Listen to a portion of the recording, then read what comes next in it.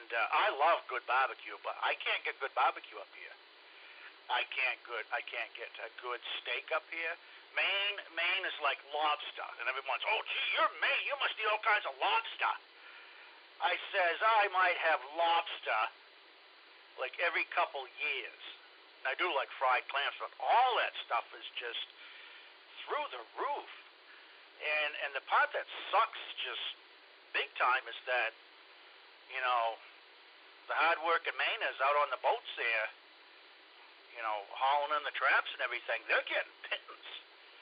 They're not making a lot of money, but man, by that time that lobster is on that dinner plate, or it's in a lobster roll or something there, it's just, everyone's made a huge amount of money except for the poor son of a bitch that's busting his ass out on the ocean.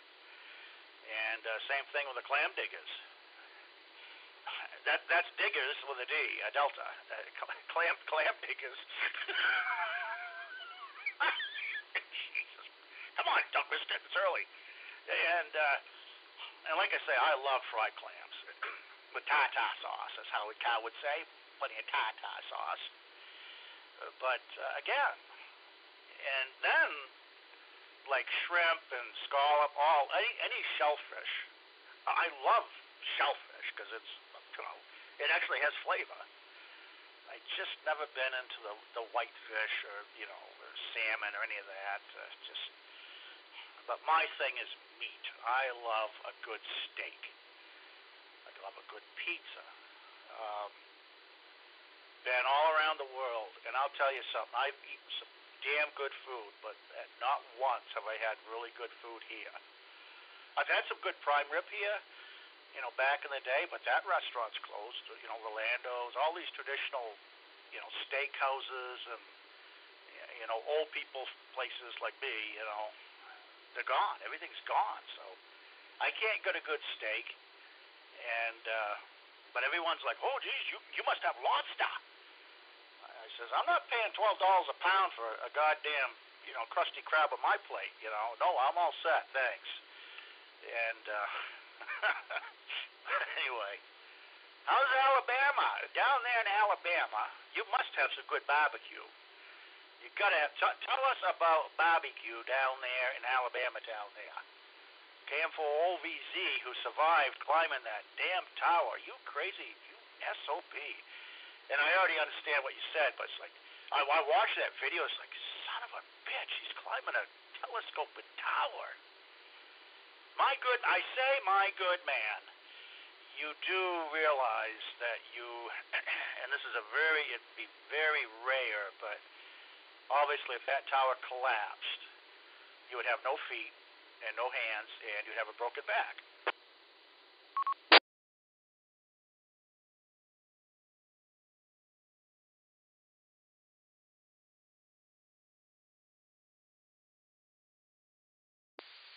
Hello, radio, test 1, 2.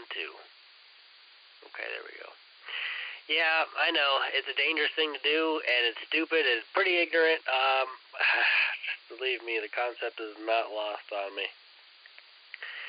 But I don't have much of a choice at the moment because, well, I already explained everything to you. I guess I do have a choice, it's just down to me, you know, being semi-lazy and everything, and yeah, it's not ideal. I don't plan to do it many more times, if ever again. I'll probably just lower it next time I need to get up there. But anyhow, the barbecue situation. Well, that's not something I can speak super strongly on because I'm not much of a barbecue person. However, it doesn't mean I don't have any experience in it. We have a couple barbecue places around here that are pretty damn good. Of course, the one everybody around here will tell you is, oh, go to Lawler's. L-A-W-L, Lawler's, L-A-W-L-E-R-S, I think is how you spell it, Lawler's. And their food is okay. It's mainly to go. They don't really have a dine-in area. You basically order ahead, and then you show up at the drive-thru and you get your platters and your boxes and everything. The only problem is, you know, most people say, oh, the food is fine, you know, it's good, whatever. They make their different sauces and gravies, and the meat itself, I think, is also prepared out of off-site in some instances. I know most of their food is, or most of the meat itself is actually smoked there on site, because they got the chimney with the smoke coming out, 24/7. But I know a lot of their side items and appetizers are made in a warehouse, not out of state. It's actually in Huntsville. It's not far from here. But the problem for me with them is that it tastes fine. Like, the taste is pretty damn good. It's good barbecue. But it leaves me feeling like I have a bowling ball in my stomach every time I eat it. And at first it didn't really do that. And then after living here for a year or two, it started to dawn on me that, yeah, it's actually the barbecue causing the problem.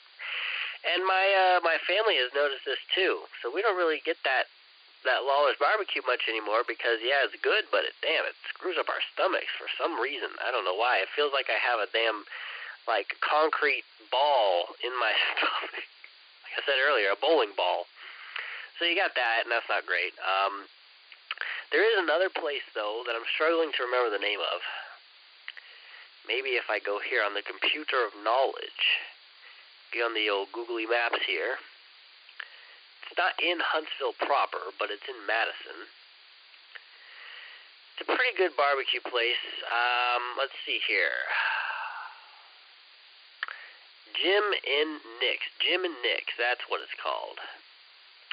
Jim and Nick's Barbecue. It's one of those places that's, built out like some kind of, new age, modern kind of barbecue place. They got like the big brick building and the wood, outdoor dining area and everything. It's meant to appeal to like teenagers and shit. And their barbecue is actually better than Lawler's, I'd say. And the best part, it doesn't make me feel sick. Now, the prices are a little crazy, if you ask me. Like, I got a pulled pork sandwich, which came with a side of French fries. Actually, no, that was the problem. It actually didn't come with a side. So you get a pulled pork sandwich, which was like $15 on its own. Just a sandwich, which is ludicrous. And then you go ahead and you need to add in sides. So you get your fries and you get your drink, And by the time you've gotten everything, you've actually got a meal in front of you. You're looking at around $25 for lunch, which is, it's for this area, those prices are not crazy. I've definitely come to expect that from this kind of place. But for anybody, who lives out of town, doesn't live in this area, that's insane. That's absolutely insane. So they're good though. They're good. They're genuinely very, very good. In fact, I kind of want to go back there again sometime soon. But that's about all I have as far as experience with barbecue, because I'm not somebody who seeks out barbecue. If I see, the way I know that a place is good.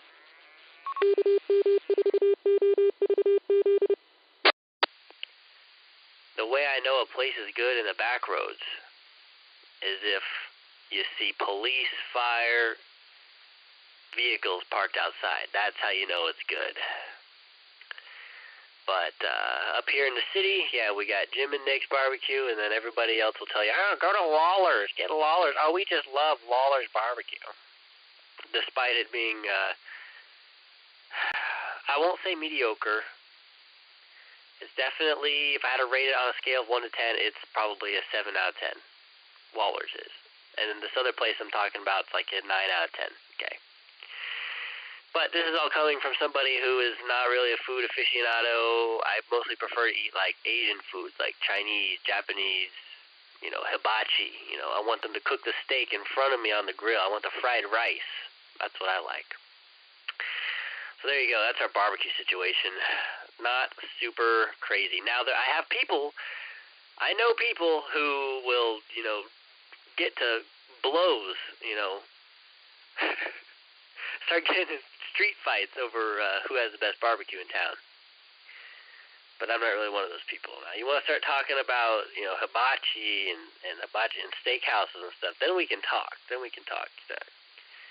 But for barbecue, I'm fairly limited on my vocabulary there. Breaker, KM4 OVZ 147425.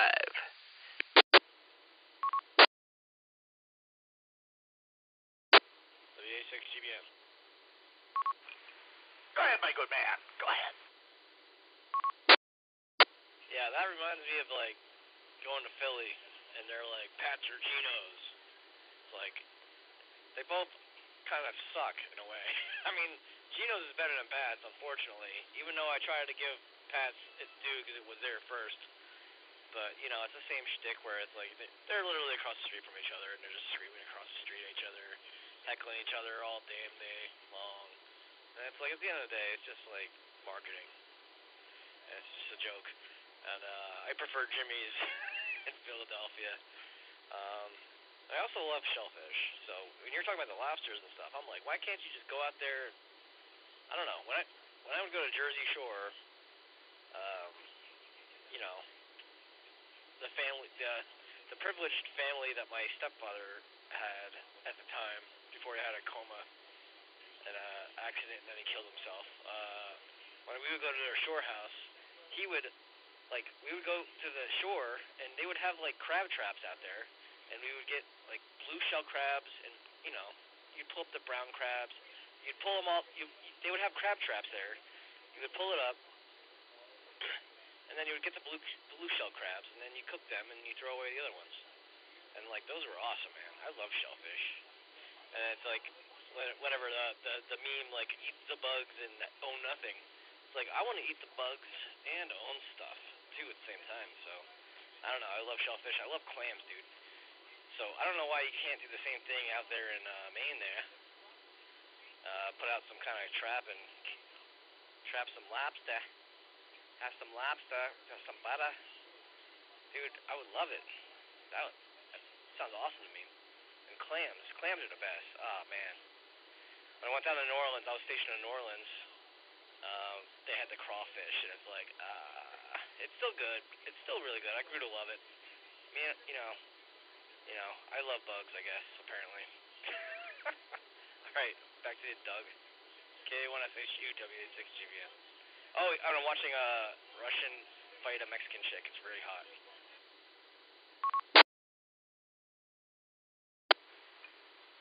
Damn. A Ruski and a Spick? Hey. Come on, Doug Biscuit. Don't be using those racial overtones. Yes, that does sound pretty, I like that. I like that. Excellent. Well, Maryland Blue Cab and so on and so forth, yes, absolutely, but Maine is just whole different communist society, and yes, you could get a lobster license and go out, but a couple issues. One, pretty much the entire coastline's bought up, to the point where, I mean, maybe I could drag a skiff or something and go out and maybe have one trap, and maybe I'll get one or two lobster and such, but it is not for the little guy anymore, and it's definitely not where. Because down in Maryland, you have a whole series of, of course you know, you have a whole series of islands, and you know, I mean, but up here it's a heavy rocky coastline, and unless you have, you ain't going out in the North Atlantic any time of the day in a little rowboat. Yeah, so there's that. And then if you did have something that was seaworthy, if you wanted to berth it over the summer, it's big money. So it's just a whole different world. Yeah, and then clamming. Clam beds a lot of times shut down for red tide. I believe scallops is still shut down. No, shrimp is shut down for I think the third or fourth year in a row because of Janet Mills, and then of course the red tide and just all this different crap dealing with. And then of course we get all the sewage and everything that comes out of New York City, New Jersey, Boston, you know, all that shit circulates up through the Atlantic, you know, Casco Bay and so on there. And it's just, it's definitely, it's depressing. Just be talking about this. It's pretty freaking depressing, but anyway. So, it's definitely not like down there. And there's that cow dang Asian green crab or some yeah, that thing is taking hold, and that shit's nasty. That's like shit crab, you know. And best thing you use for that is like bait or something, or even that, I don't know, but turn it into surimi or something. But yeah, it's a sad state of affairs because New England was this, you know, New England was definitely the epicenter of everything as far as on the ocean, you know, seafood. We had all kinds of canneries. Now there's none. Like there's literally none. I realize people don't eat sardines like they used to, but I mean, sardines was a big deal. You know, everybody had it. You know, ate a can of sardines. I actually like sardines, but I'm not going to eat no goddamn offshore shit sardines. You know, so you know, like they're in you know, tomato sauce and so on and so forth. That's good stuff. People would eat them right out of the can, make sardine sandwiches. I mean, just all kinds of stuff. But that's all gone. And yeah, but oh boy. And well, I don't know. That's kind of sad, isn't it? That is kind of sad. Yeah, geez, now I'm all melancholy and sad here. You know, I might need to queue up another one here, or two, or five. I don't know.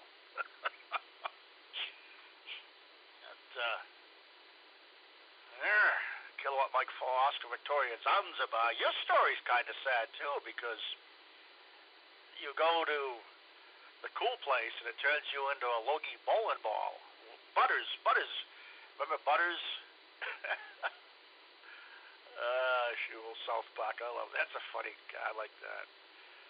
If you're all bowling ballish, well, there you go. So, good barbecue shouldn't make you feel like you're bowling ballish and stuff. So that's like they're putting in fillers and crap and yeah, I don't know. No, good barbecue and actually good food shouldn't make you, you know, feel like crap. Definitely full. Oh yeah, definitely full and bloated, but at no time should you like feel like you got a big old bowling ball in your belly there. But oh, and you speak of the hibachis, a good Korean barbecue. All you can eat, 2 hour. You have a 2-hour limit. All you can eat Korean barbecue. Oh my freaking God! And then you cook it. Oh, brother.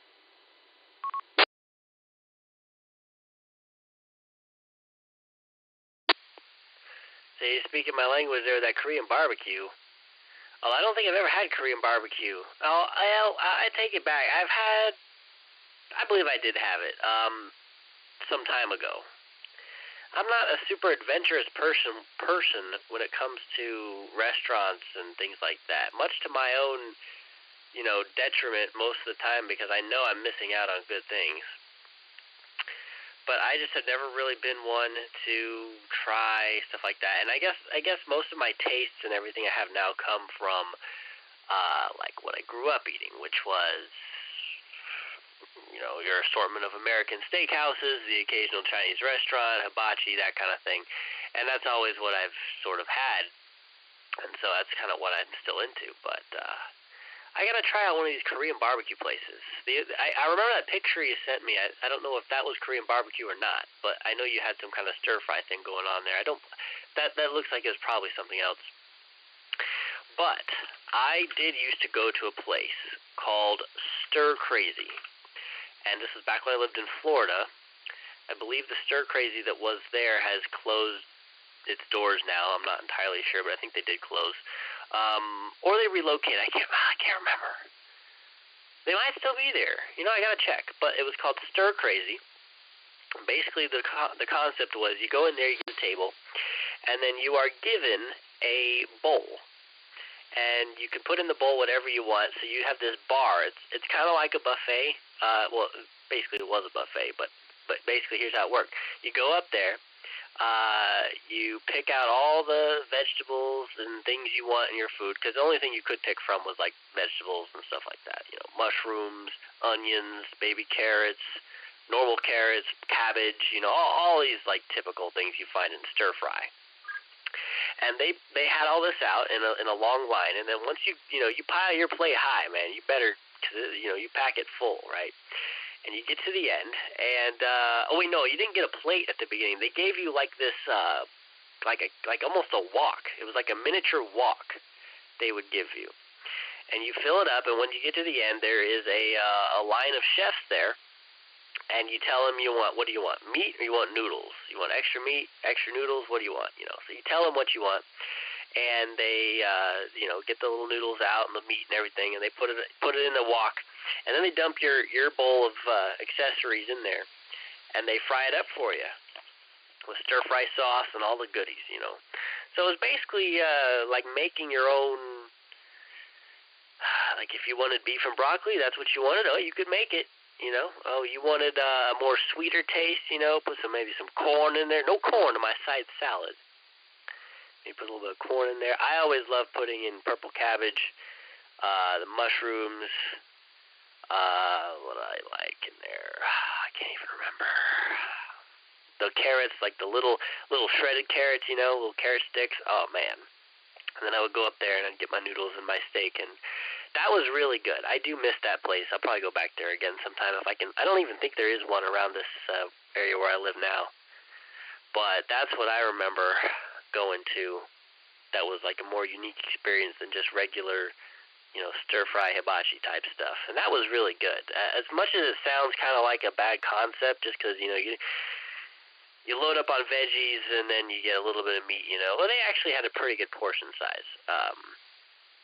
So it was actually a really good setup. But, yeah, that place was called Stir Crazy. I don't know if you ever heard of that. You ever heard of that? You ever been there? Because that place in the picture you sent me looked a lot like the inside of a Stir Crazy. But I know that what you were eating was not the same thing.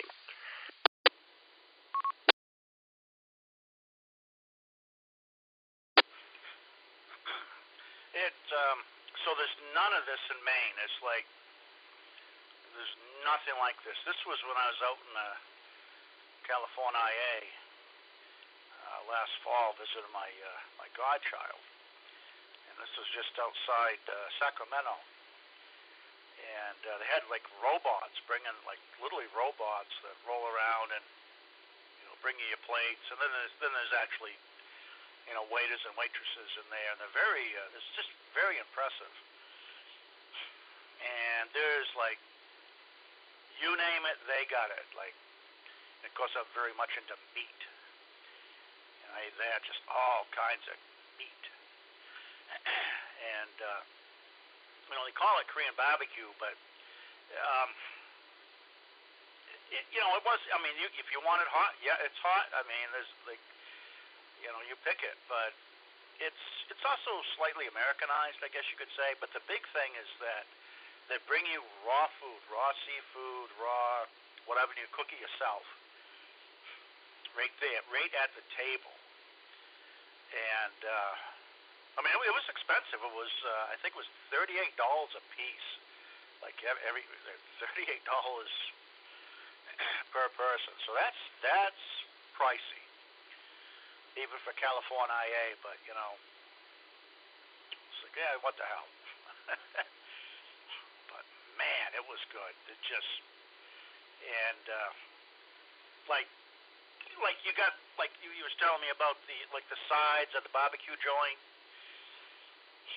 I'm sure one of the sides is macaroni and cheese, and I frickin' love macaroni and cheese, but anytime I get it as a side in a so-called barbecue joint or whatever, it's just tasty crap.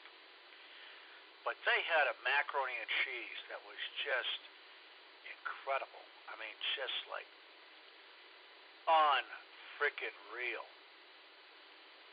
And it should be for $38. But like I say, and it's a 2-hour limit. You can eat as much as you want. It is fresh. It's because my wife very much loves any seafood. Just incredible. And but man, to have something like that up here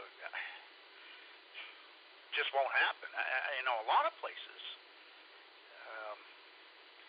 A place like that, to maintain that, I think this was a Friday night or something, so it was busy. But, like I say, $38 a plate. There's 4 of us, and the two kids there, I think they were like $12 or something, but anyway. So 4 adults and 2 kids, and it's like, that's a $150 bill, right? And you're turning the tables every 2 hours consistently for 6 hours. Yeah, you better have some good food. So yeah, it is similar to that. Don't have a damn thing like that up here in Maine anymore. There's nothing. Or if we do, they come and go. They really come and go quickly too. It's pretty sad. If I want a good prime rib dinner right now, can't get one. And I love prime rib. I will pay for prime rib, but And I'm not going to a friggin' chain restaurant to get my prime. No, I don't do chain restaurants. I just, except for back in the day, Olive Garden, all you can eat pasta bowly there when they had the sausage and everything, and they didn't. You had your unlimited amount of breadsticks and salad and soup. Doug, what's up? But the Chi-Com flu did it just destroyed it. And the last time I was at a Olive Garden was earlier this year. I had 2 bowls of the chicken dumpling, whatever the hell, soup, and a couple of baskets of breadsticks. They said, you got Caesar salad? They either did away with the Caesar salad, or they didn't want to give me a damn Caesar salad. I mean, like, you go into an Italian wop joint, and you're not serving Caesar salad, there's a problem there. There's a serious issue if you're an Italian restaurant and they're not going to give you a Caesar salad. I mean, I'm not asking them to prepare it in a wooden bowl with the anchovies and the olive oil and the garlic, and I know how to prepare a Caesar salad. It's a very long process, the egg yolks and everything. But oh no, we don't have Caesar salad. And I'm like, okay, I'll take another bowl of this soup then, because I want 3 bowls of soup and at least 2 baskets of breadsticks before my entree comes in, and that way I can take half of that home and have 2 meals. Because between the wife and I, if we're spending $60 to sit down in this friggin' restaurant, I want a to-go container that will fill us up later on the night, But so I don't know. That's the Olive Garden. And but they did away with that damn. I love that sausage too. That stuff was good. Sam, Maui, Hawaii, you got an Olive Garden out there? Dude, you guys had a 20-minute conversation about Korean barbecue and didn't bother to ask the guy closest to the damn country you're talking about. Oh, son of a whore! I'm sorry. God damn. I'm gonna have to reprimand my raccoons back there because they're coordinating the show. You are right. You are closest to, and that's why the Japs bombed Pearl Harbor first. Sam, I digress. We will not talk about the Italian wop joint, a.k.a. Olive Garden. Tell me, brother, my good man, out on the islands, what do you have out there for good food? Well, actually, they did get an Olive Garden on Oahu by the time I left. It was like a big deal about it, right? Because it was this chain restaurant, Italian restaurant, makes no sense to be out here. There's a few, but they all suck. They're not really that good. Actually, there's one out here. Actually, I had the other day. I'm sorry, in Maui.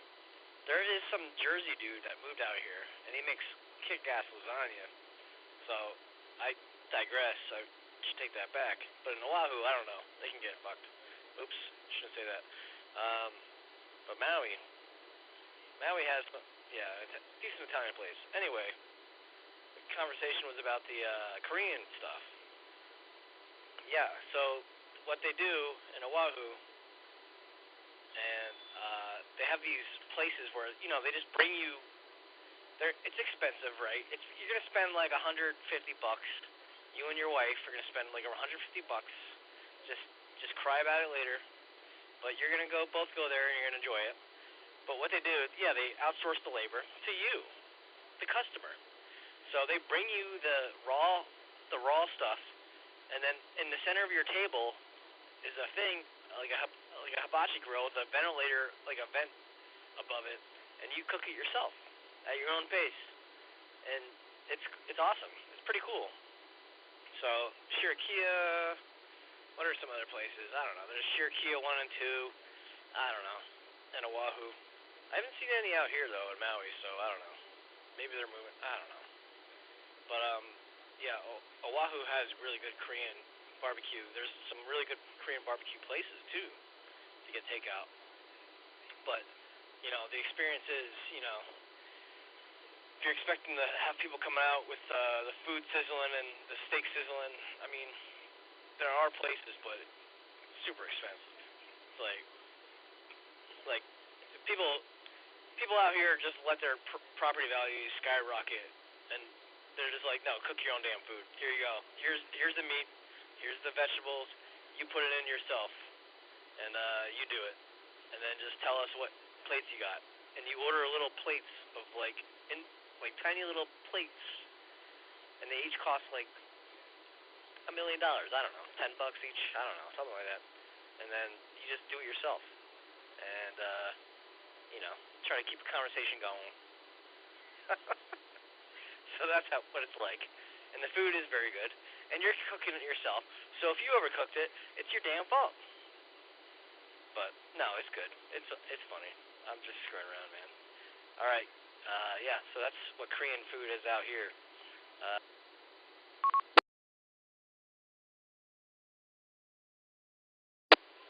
All right, and this fight's still going on. It looks like the Mexican chick was gonna win, but I don't know. They're just they're in love with each other. I can't tell if they really, or if they're just I don't know. There was a couple submission attempts by the Mexican chick, but otherwise, the Russian chick is all over her. Just like I want to be over all of them.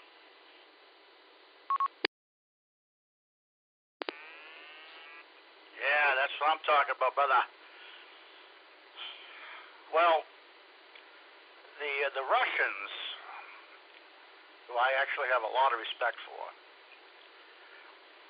as well as the Japanese, the Germans, many cultures.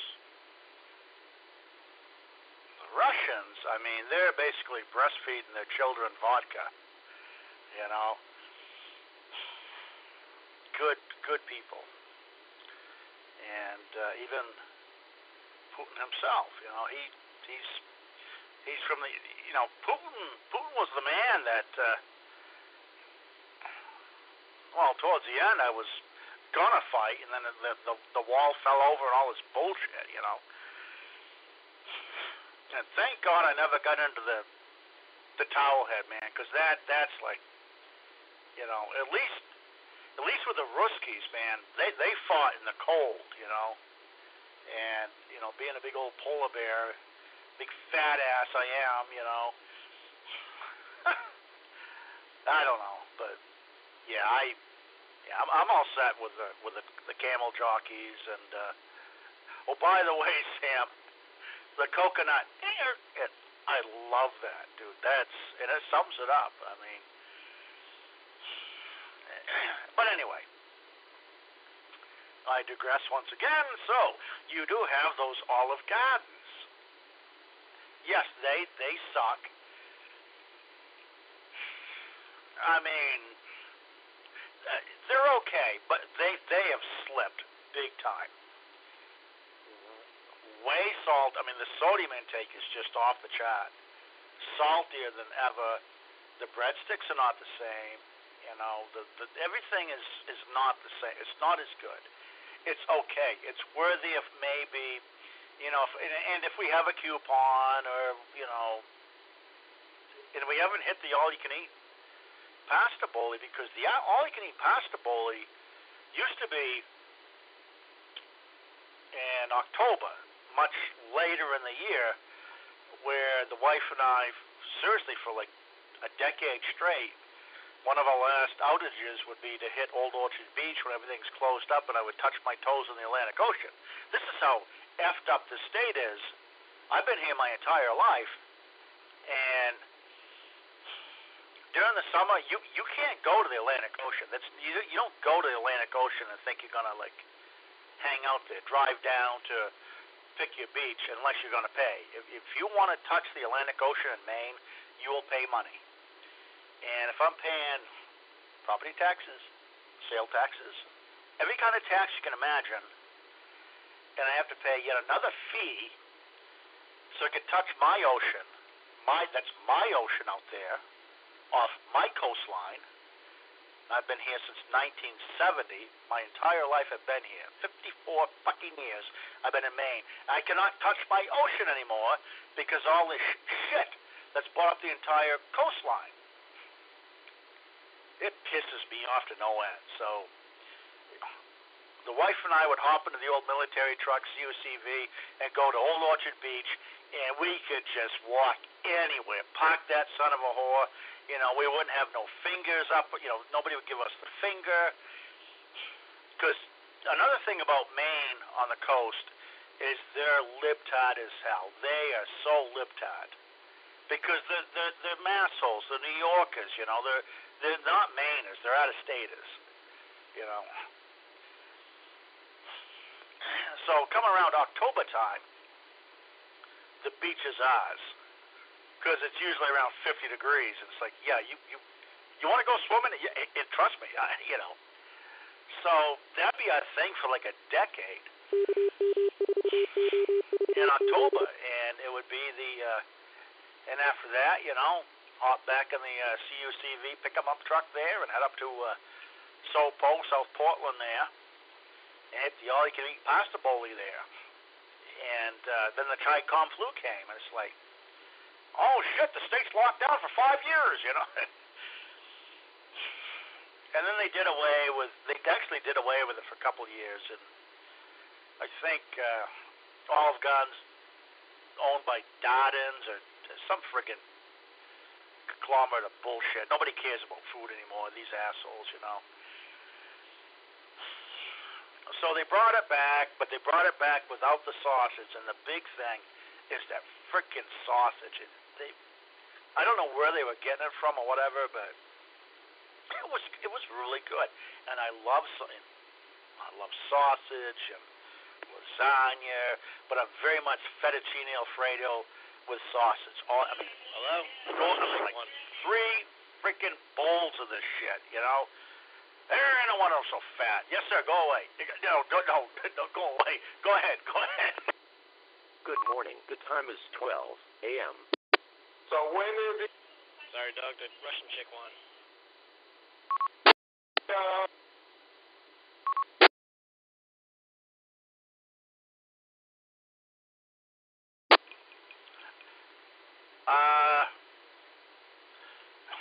Where were we? No, I was just talking about pasta bowlies, but if I'm gonna go to a restaurant and spend $20, I want like all you can eat and then like a doggy bag afterwards, and that's the shit that wife and I would do. And by the way, Sam, $150? Okay, so that's exactly what we were at. That's exactly what we were at. Obviously, when you get out in the islands, it's like, yep. But yes, and that's also true, Sam. You are actually doing their labor for them. Very good point. I didn't think of that part.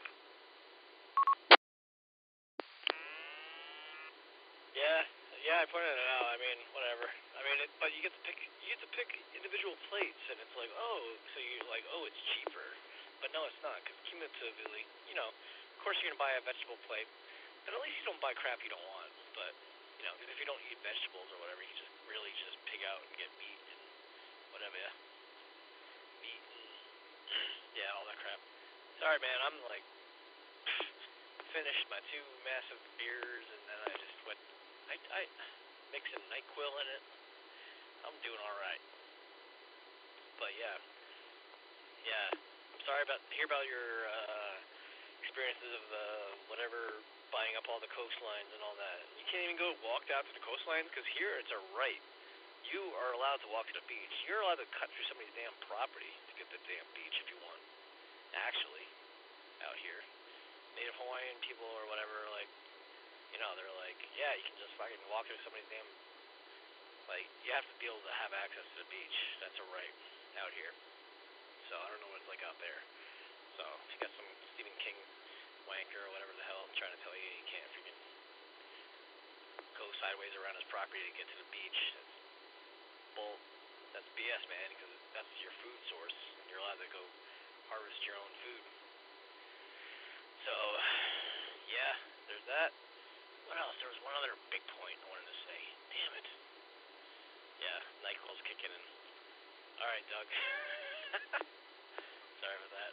Yeah, is KM4OVZ there? Go ahead.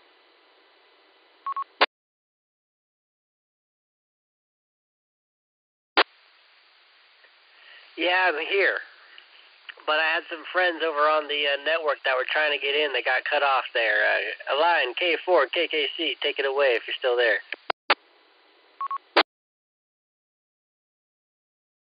Yeah, how do you guys feeling about the Haitians coming over and eating all the pets?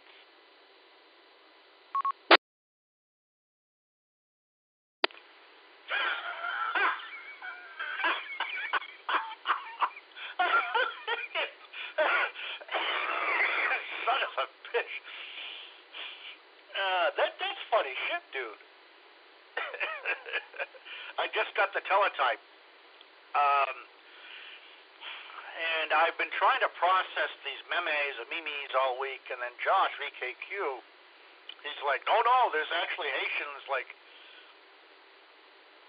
sun-drying cats and shit, and I'm like, so, I don't know, I think that maybe they should just, like, get chickens. I mean, I'm just blown away. I don't know, I mean, just get some goddamn chickens, or better yet, just go back to Haiti. I don't know. Not to mention they could probably afford it with their food stamps. They can afford to not eat cats with their food stamps.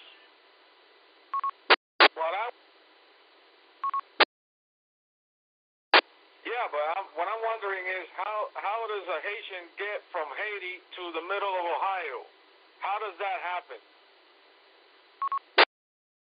Them are sharks. Kamala Harris. Just, I don't know. Yes, exactly.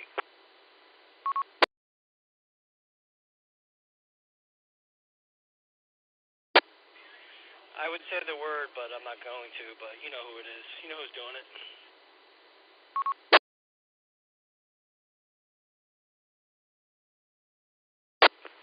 Biden? Wait, no, Sam. Anything goes. Anything goes. Say the word. Who is doing this? Who is allowing these Haitians to come on U.S. soil and eat our pets in Ohio? I don't know, those same people that didn't volunteer any soldiers despite us supporting them militarily and giving them, training their soldiers in military for the past 20-something, at least, actually 40-something years. The same ones that made us go into all these countries, and they didn't even bother to help out. You know who I'm talking about.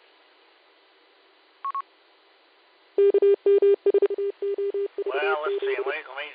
So I have the Raccoon Federation backing me up. It was either the Democrats or the Sand Niggas. Which one was it?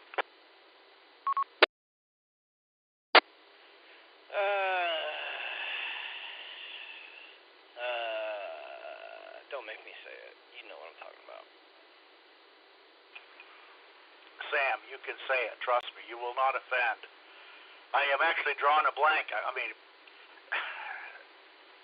yes, sir.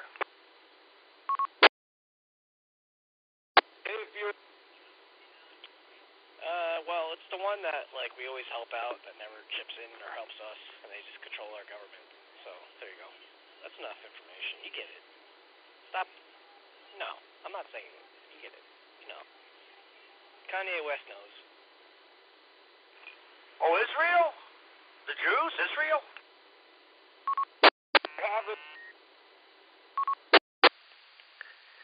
break. Y'all gotta leave gaps when you TX RX. Come on, break it down. Let's go. There's confusion. We have raccoons operating the system here, my good man. But yes, sir. Breaker. Check your email, Doug. Check your email. Roger. Checking the teletype.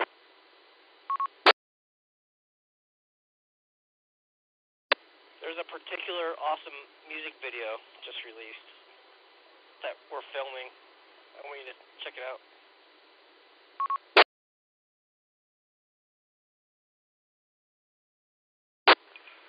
Ooh, that might be tricky.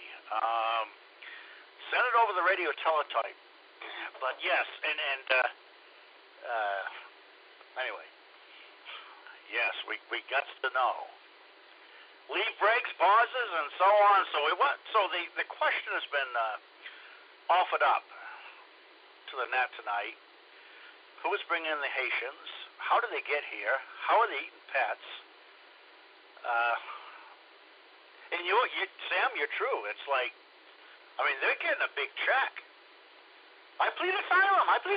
You'll have $3,000 in free cell phone, and you get into the middle of the frickin' country.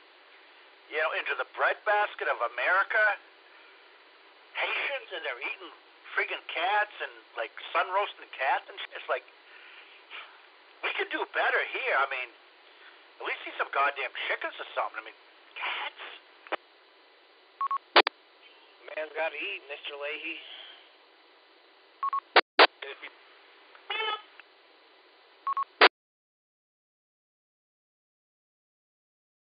Alright, back to the question asker.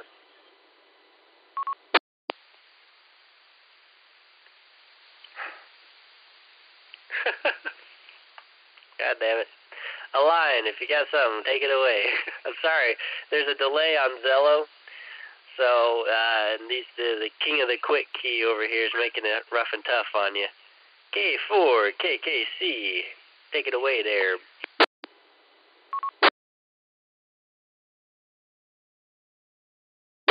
And also, they're getting a driver's license fresh off the boat.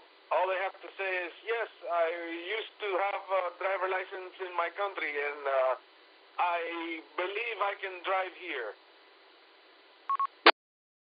I believe I can drive. I believe I can hit high five. Send me to your country right away. Blame the Jews and fly away.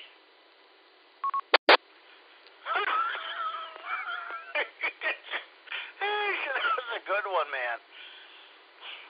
And by the way, form of decorum, we must say. No form and no decorum, but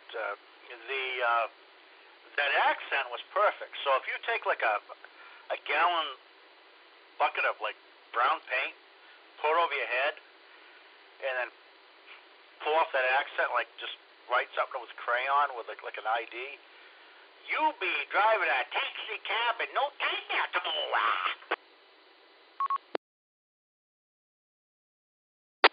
Flat time.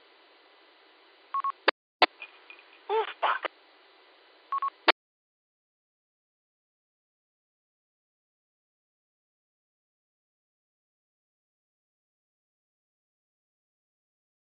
Does that answer your question, kind sir?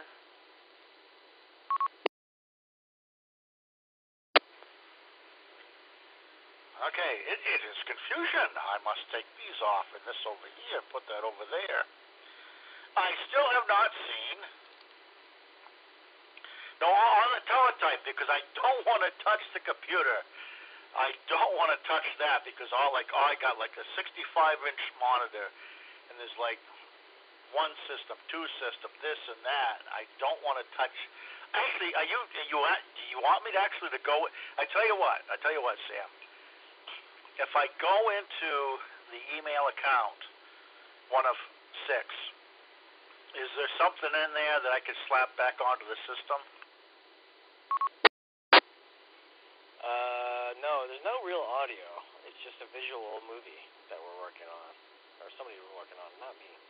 Just something I found that'll answer your question you have.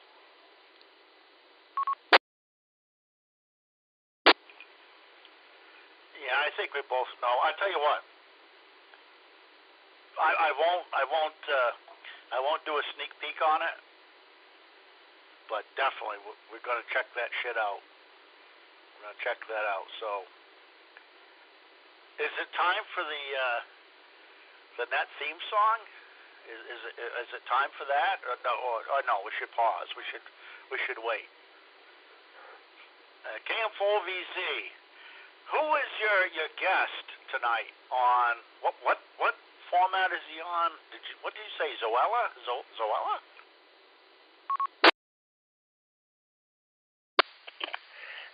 Zello, the way of the future.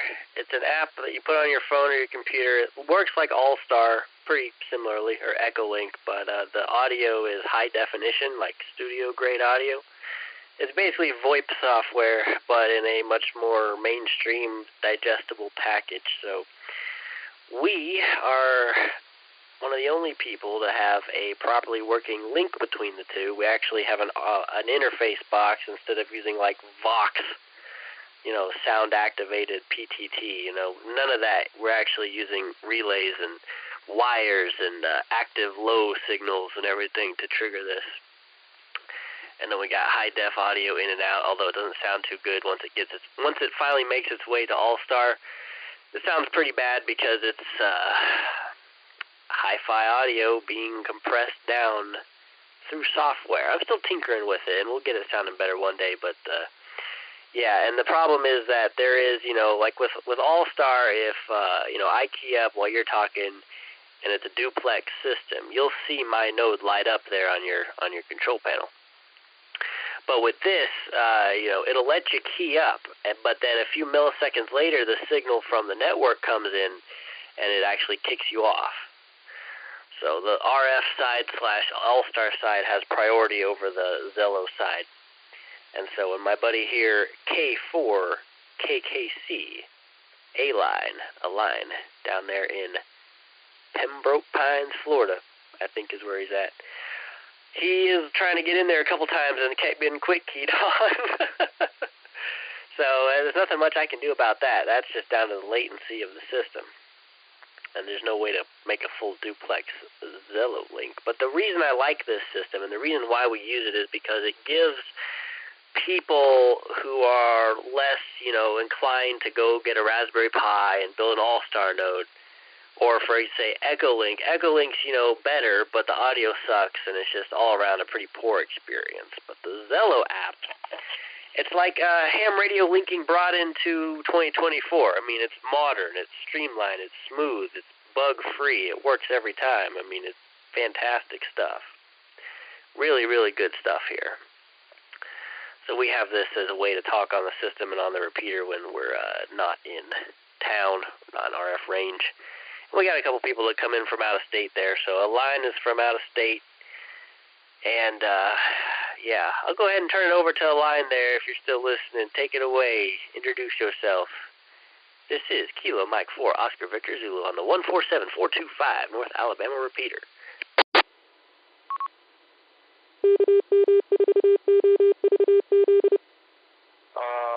Very nice to meet you all. My name is Alain. I'm from Cuba, and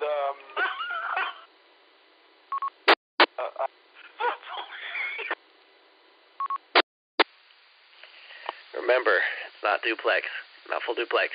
So when you key up while he's talking, it boots him off. Oh, shit. Oh, okay. All right. Process. You hear that, you goddamn raccoons in the back? All right. On the notepad with a pencil and a paper, papyrus, and those goddamn chinks in the paper. No way in hell. No. We had birch bark even for those goddamn chinks did. All right, my good man, Zello. We will add that into the mix. By the way, Echolink is and yes, you're actually right. Absolutely right with the All-Star pies and bullshit like that. All right, we'll put that in the mix, Zello. Very good. Okay. I will take and stand by. My good Cuban Haitian friend down in Florida, who's eating pussy cats and poontang and all kinds of shit, man. My name is K. When I say no, actually that's my call sign. My name is Doug Biscuit. But anyway, there's that. So, okay, Florida, take it away. I apologize.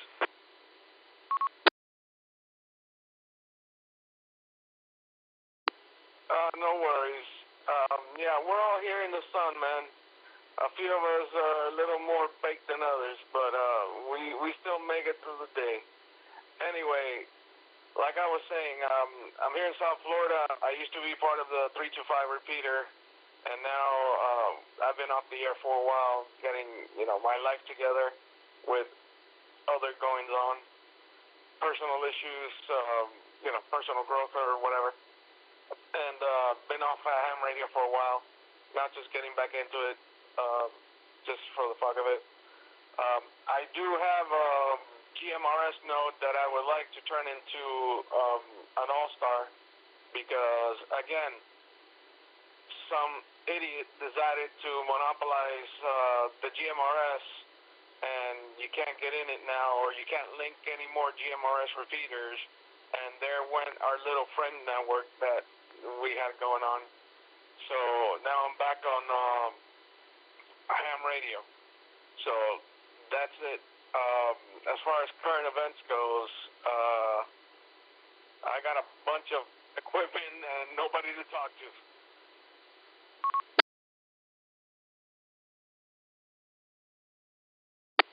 Kind of like what Josh was talking about, how the guy, how the recent changes of GMRS, but yeah, I'm not too familiar with it. Over to you, Doug.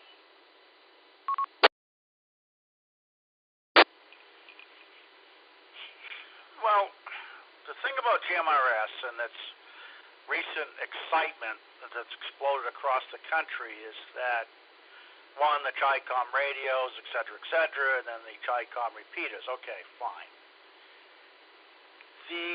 There's only 8 repeater pairs total. That's it. 8 repeater pairs. That's it. Whereas 2 meters, I mean, there's 100, 150 on 2 meters, and then if you get like in New York City, then you go to 220, 440. I mean, 6 meter, 10 meter. The thing about GMRS, it was never meant to be a hobby. It is basically back then, and trust me, I've been in this hobby for too damn long, over 40 frickin' years. GMRS back in the day was the family held a license. One, just everyone in that family used the same call sign, and they could have their radios, and they could just work simplex, and then repeater. If you had the money to put up a repeater, then so be it. And if like many people funded some money and put up a repeater, then use the repeater kind of thing. What's happened now is not GMRS. It's not this thing that's going on now. Actually, technically it has to go away because it's not. It doesn't serve the purpose. It's not. GMRS is not CB, it's not ham radio, it's not any of that. And it's not a hobby. It is not a hobby. It's technically a service. And that's all it is. And as much as I hate to say that, because I think it's cool that there's some excitement, it's pretty black and white with the FCC. And they just updated, because you know how the government is, the federal government, So back in the day, Lincoln would have been done over twisted pair. Basically, it doesn't matter. Okay, so you fast forward to today, so basically all these repeaters are linked up through basically All-Star, quote unquote. It's VoIP. Okay, so it's VoIP, but it's All-Star. I know. I built a repeater. I mean, I know what it is, but at the same time, if you want to take that amount of time and effort and money, just get a ham license, seriously. Because what it's doing is it's tying up 8 repeater pairs. And to give you an idea how bad it is in Maine, I'm hearing 3 repeaters on a single frequency. 3 repeaters on a single frequency in Maine. And Maine is like backwoods, backwater, just at the end of the road. But there's 3 repeaters. So they've made it clear, no, you cannot link GMRS repeaters together. And that's it. That's it. That is it. If you want to talk, if you want to participate in a hobby, get a ham license. I mean, do this. I mean, here we are, we're babbling away for hours on end. It's like, this is cool, right? We could do it on GMRS, but I can guarantee if we're doing this on GMRS, oh boy. Yeah, I got hours and hours of transmissions to make about that. But basically, back in the day, GMRS, those that used it were hams, but a lot of them were actually two-way radio techs, including myself back in the day.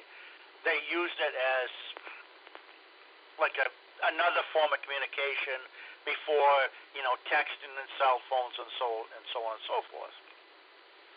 Very good conversations back in the day could be had. And then, like I said, people got together, put up a repeater. If you pay some dues, you could have multiple families on that repeater and so on. And it was good. But this thing today is just ridiculous. I mean, it's absolutely just ridiculous. And I'm sorry to hear that about. I tell you what, KF4VZ, get him in the loop here. And I'm here. I hear what you're saying about your equipment and everything. Mr. KF4VZ himself will get you into the Trash Panda system, and we'll get you talking again. You don't have to rely on UHF. The future is VHF.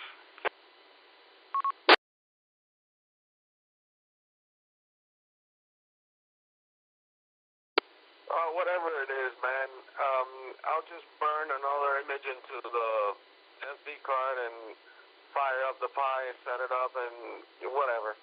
It's the same the same front end, the same interface, just a different program on the back end, that's all.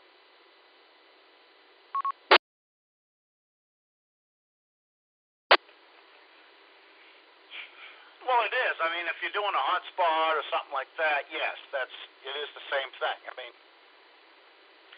you could connect directly into the controller here on Echolink, and it will be some of the best sounding Echolink you'll ever heard, because I've spent a lot of time tinkering in the program to make it sound good. I mean,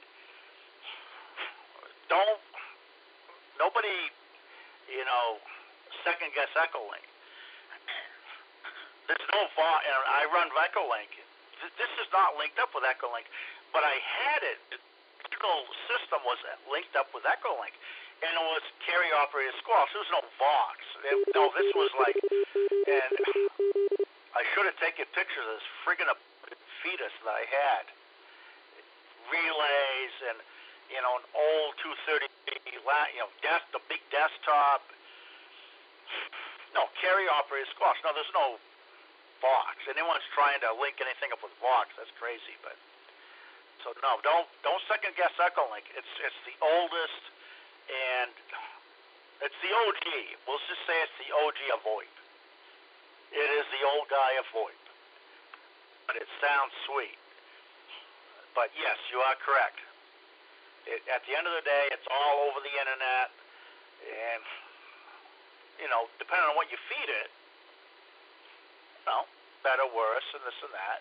But a lot of it has to do with the service. I mean, if you're on dial-up, actually there's still dial-up in Maine, in DSL up in Maine. But anyway, Anyway, back to you, my good man down in Florida.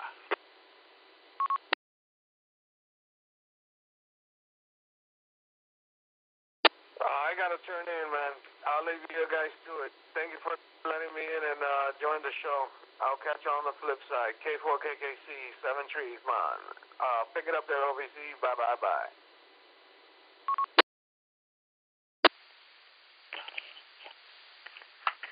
10-4, 73s, KM4 OVZ.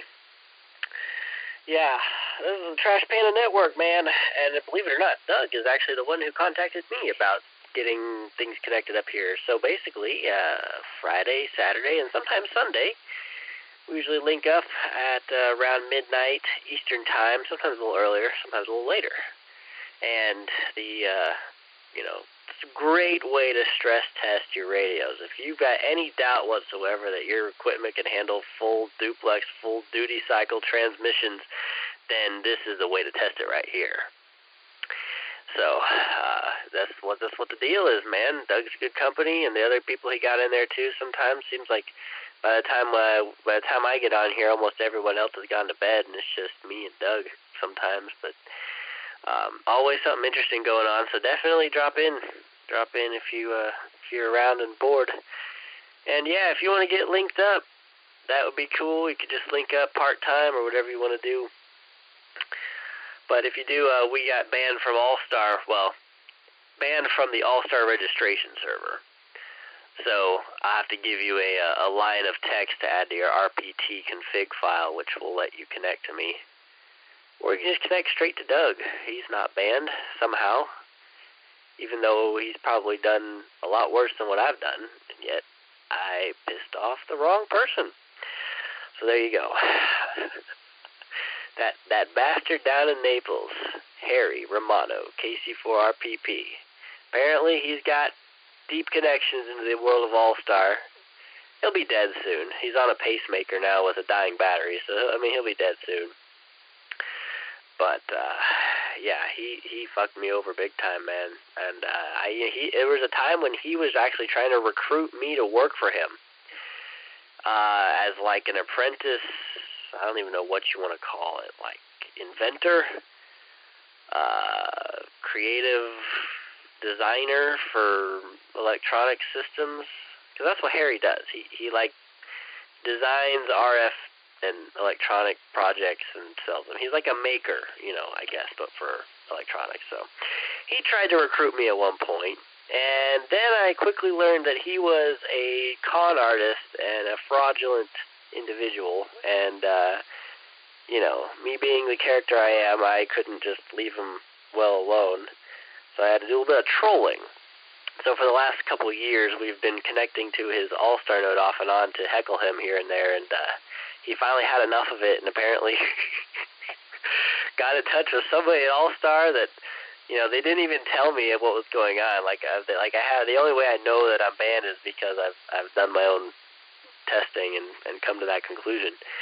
They would not answer my questions. They won't answer my support tickets. I actually talked to one of the people who freaking made the All-Star software, and even he didn't know what was going on.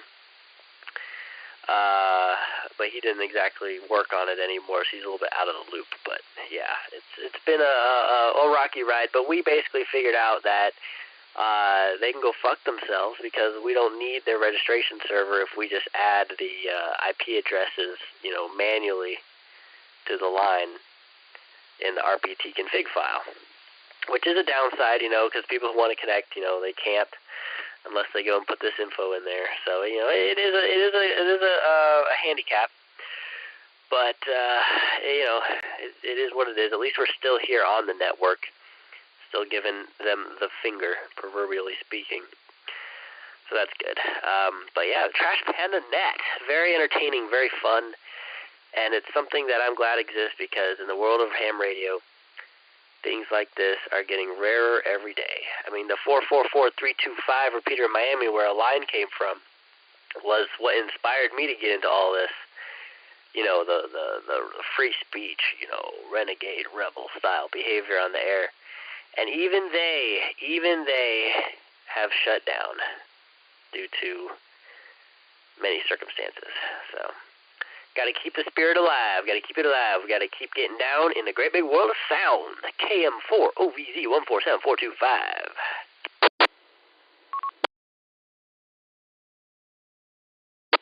I am very entertained.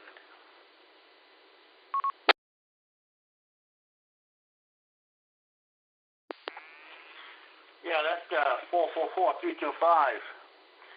There's a good friend of mine down there. He and I linked up. We're linked into the Roger Bly K6MWT repeater.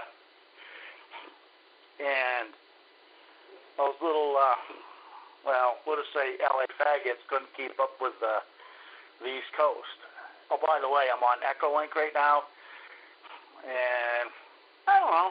It's probably okay. Because I had to fire up my 4x1. I'm going to head over to 75 meters in another hour or so. Had to take a piss, wash my hands, because I'm a raccoon. I like to wash my hands. But here I am on Echolink. This is me on Echolink with my stupid cell phone into my system. So there's that. But anyway, this is cool stuff, man. Katie, I want to say to you.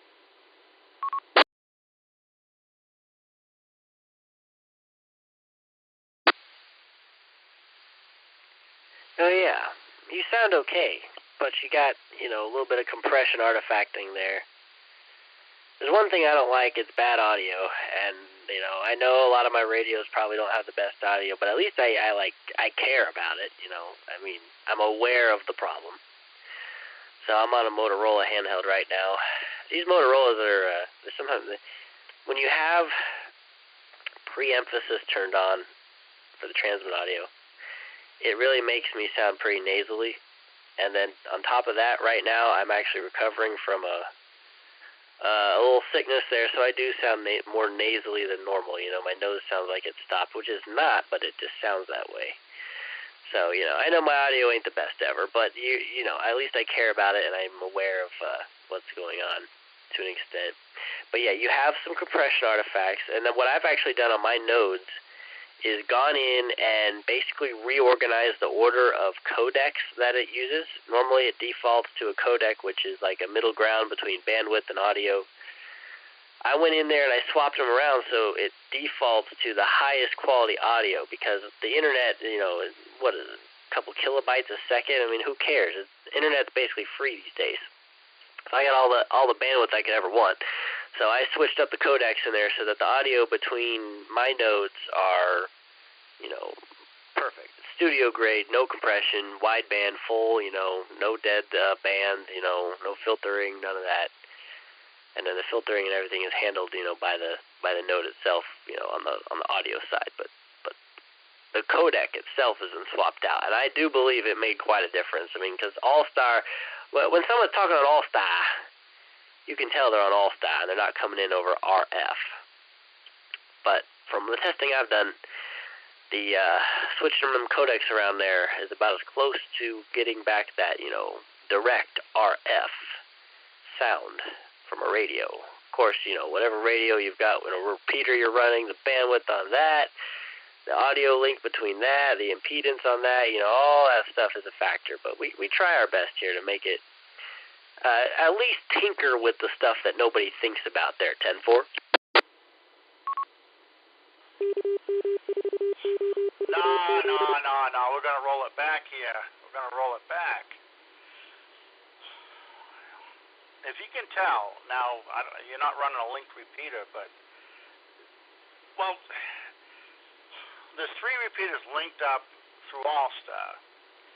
Unless and all 3 repeaters have a distinct courtesy tone if I know if they're coming direct on that repeater, da-da-da. But otherwise, it's transparent. Oh, by the way, no, I haven't done anything with a freaking cell phone. But you understood what I said. And yes, forget that. Okay, forget my phone, because I never use Echolink on my system. But others that check in sound very good. There's actually a really cool net that's called, what's it, the Anything Net? I don't know, starts at 1 o'clock? Runs for 4 friggin' hours. And good guy down in Texas there. It's all linked up through Echolink, and it's between he and I and a lot of people, it sounds Echolink is still viable. Don't you be dissing Echolink now, and don't you be like, oh, hello, no, trust me. And at the end of the day, it is what? Christ, it's not even 303,000. You know, old Bell Labs standard 303,000 cycles. You know, 300 cycles, 300,000. 3,000 cycles. You know, that's the gold standard back in the day. It's like, oh damn, they're pinching this off at 1.5. 1,500 cycles. It's like, holy shit, man! You got to have 300 to 3,000 at least. But and then A to D, day to A, da da da da da. You know that whole thing. But I'm from the day when I linked up a repeater through a twisted pair, like literally the telephone, like literally a telephone. A good friend in Augusta there. And myself were 10 miles apart and linked up through the twisted pair. It was a local call. So if you want to talk for 10 hours, you can talk for 10 hours. So we linked up that way. You can get some really good audio out of some old twisted pair copper lines. I mean, that's how far things go. But yeah, don't be dissing that Echolink, man. Don't be dissing that. Anyway, Sam, out in Hawaii, man, you're doing NyQuil and like you're doing shots of NyQuil and doing some shots and some NyQuil mixed in, or what you got going on there?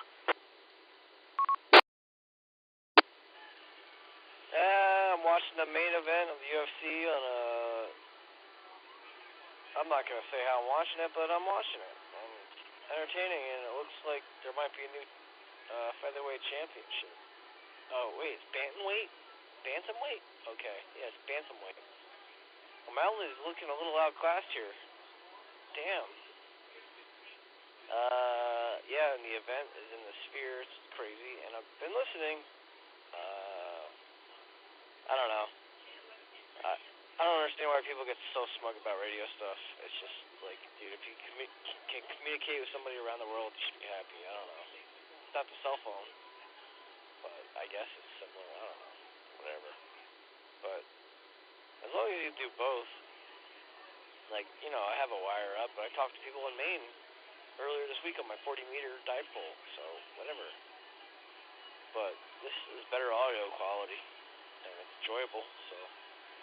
Yep, I'm getting a little tired, dude. I had too much NyQuil. And I already had a bunch of beer, or alcohol.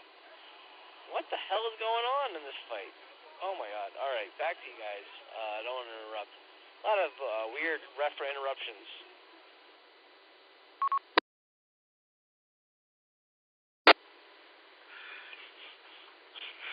Oh shit, Sam, you ain't interrupting, man. We want to know. So is this still like a Russian girl and a a Mexican chick there? Are they still like mowing down? Sean, who was the ultimate contestant back in the day, and he rode the rank.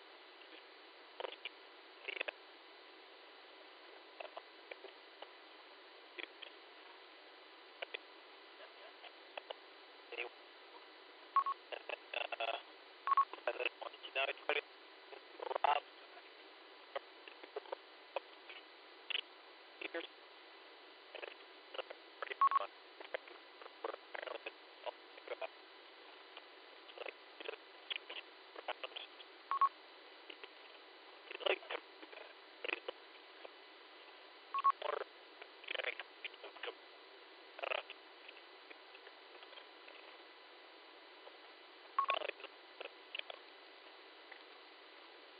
Montana, but he's got like Conor McGregor tattoos, and I don't know, wears like he dyes his hair all wacky colors, but he's not a troon.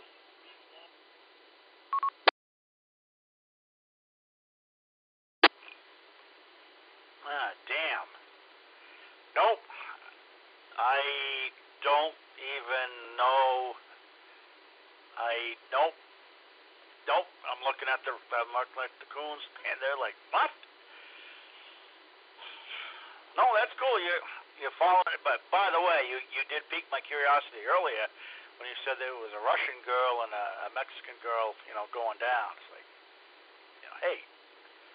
But yeah, two sweaty dudes like beating the shit out of each other. And I don't know. I don't know. Yeah, I get it, but I don't know. Give both baseball bats or something. Like fight to the death. I mean, can we do that? Because, they did that with the chickens and shit, man. Can we...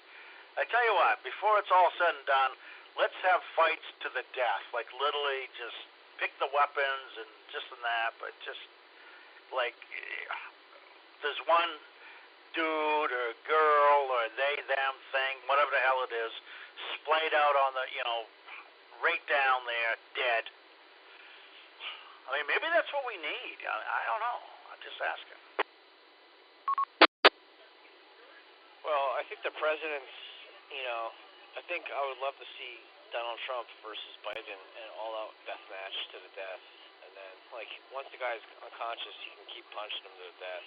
But I like how they do it, because they stop the fight when the guy lost, and it's just over, and the guy can live again, see the fight another day. Because, these are really the best athletes. It's like, you think about professional sports, it's like a team. And it's like a team can lose because somebody fucked up. Like the kicker missed a field goal or some nonsense. This is literally like man on man, me versus you. And it's like, like one day you might have a bad day and you might lose. And like 10 times, if you run it back like 10 times, like, you can have different results. So save the fighter to live another day. Don't kill him. I don't know. I think it's good how it is. It's really fun to watch. I enjoy it. And yeah, these guys are phenomenal athletes and super in shape. And you don't have to be a big fucking football dude, right? You don't have to be a big, huge guy that was raised, who was bred to be a gigantic big dude, right? You can just be. There's different weight classes, so it's like fair. And it's just like, these guys are just super talented. So, whatever. That's what I feel about it. And, oh yeah, the Russian chick won. The Russian chick won the belt. She lost to the Mexican chick twice before. They fought four times. So, she won this one. She got her belt back. She had the belt, she lost it to the Mexican chick. They fought 2 more times. She lost it. She keeps beating other bitches, and then she came back and won the belt. So, good for her.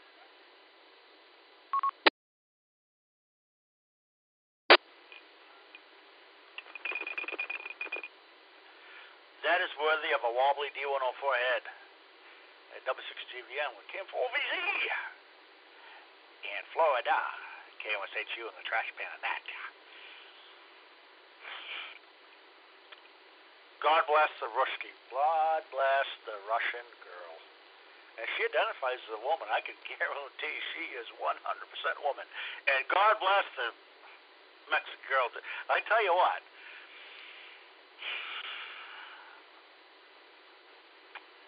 Can you imagine both of those girls in bed with you? Sam? Like just all chilling? Say you're single, okay, back in the day.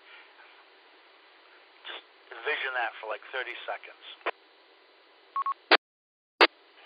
I think I'd have to do more ab crunches to even stand a chance. But, yeah. Man, dude, they were both, highlighted on the season of The Ultimate Fighter this season. They're, so nice and, it's so weird. I don't get it.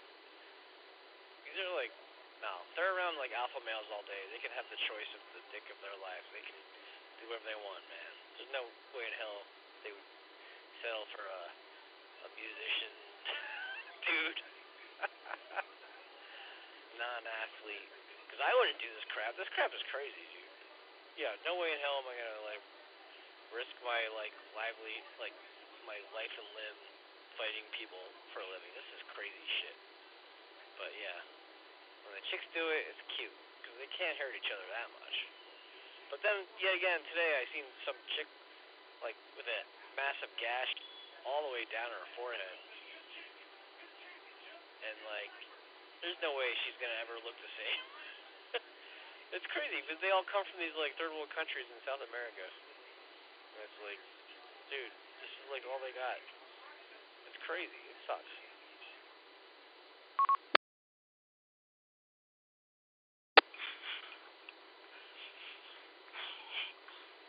No, I hear you 100%. No, Sam, seriously, no, what I'm saying is, like, peacetime, truce, like, all three is in the sack, you know, just, like, chilling, and, like, they're both on you, like, oh, man, this dude is, like, he's like, he talks to, like, this dude thinks he's a raccoon, he makes these cool songs, you know, that, you know what I'm saying.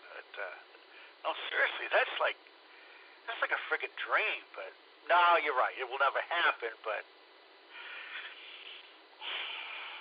you know, if you die and go wherever, you know, that'd be a good way to die. Like, they just literally just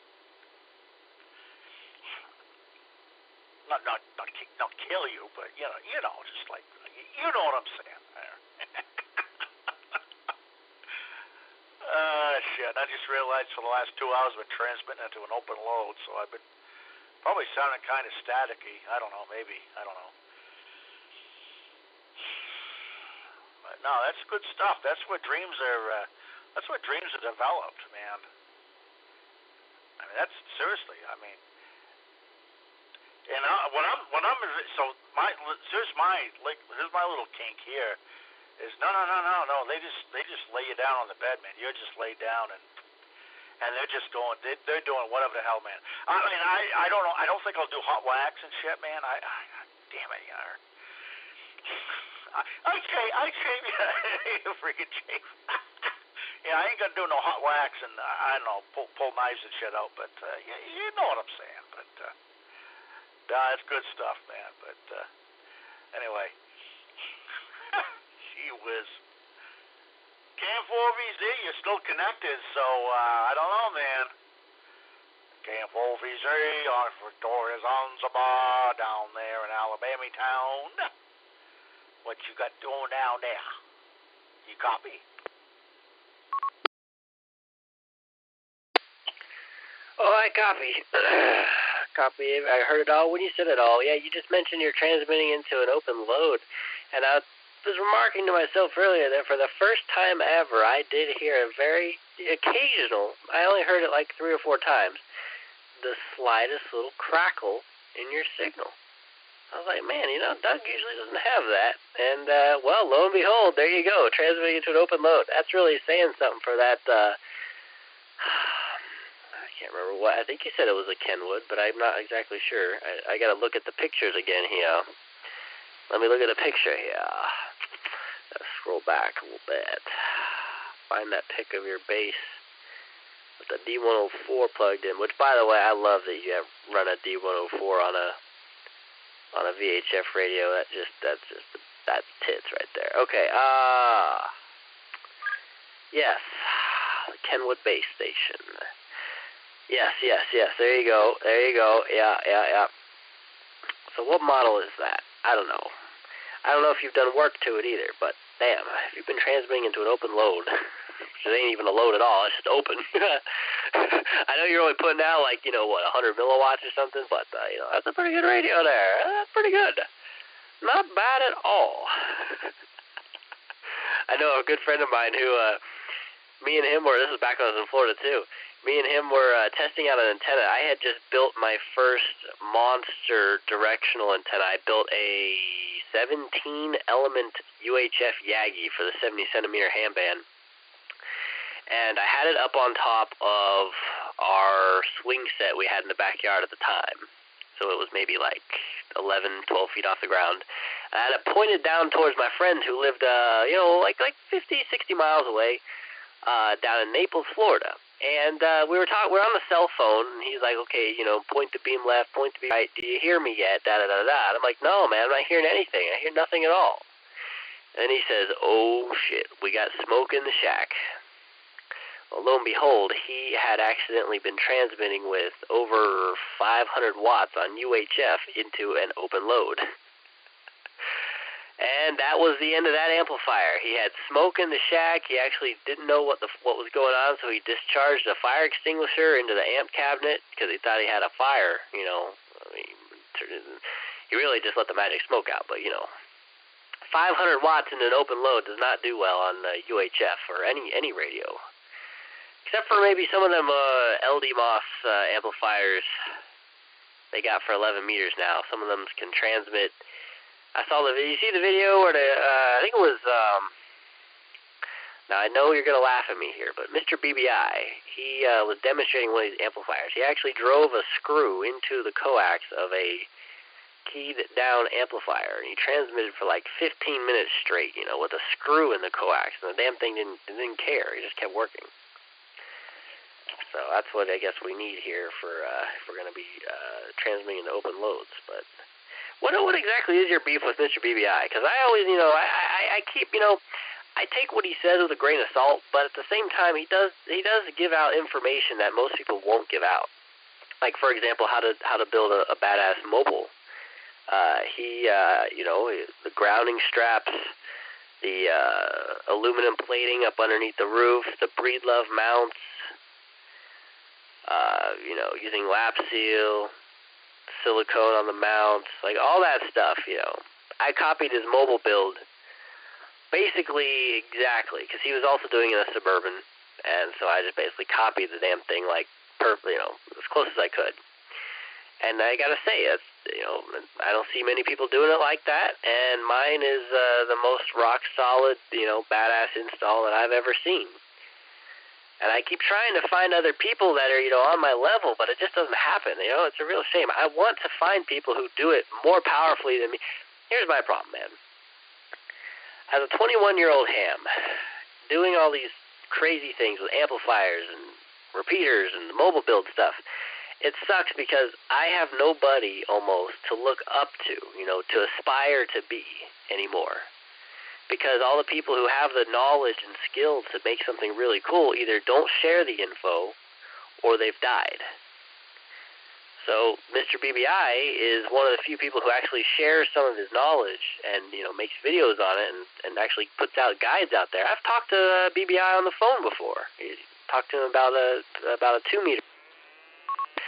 And he very helpful, same Motormouth Mall. Called him on the phone. He called me back and gave me advice on what I should do. And to tell you what, the advice was sound because to this day I'm still rocking the setup that he told me about. So, hey, I don't know what your beef is with Mr. BBI, but I'd love to hear it because I know you said something about him a while ago, and I don't remember what you said. But I think he tells good stuff. Now, again, I don't have a frame of reference to say, oh, he's talking shit right now, because I don't know. But you probably know more than me for sure. So why don't you shed some light on there? What's the deal with Mr. BBI? Why don't you like him? KM4 OVZ 147 425. Good morning. Good time is 1 a.m.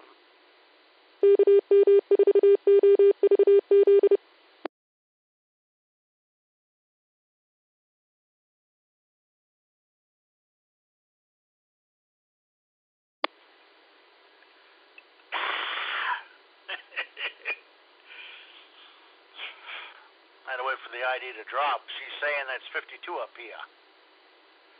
Which, yeah, technically it is. Although the controller's running at 118 degrees Fahrenheit. That's pretty cool, man.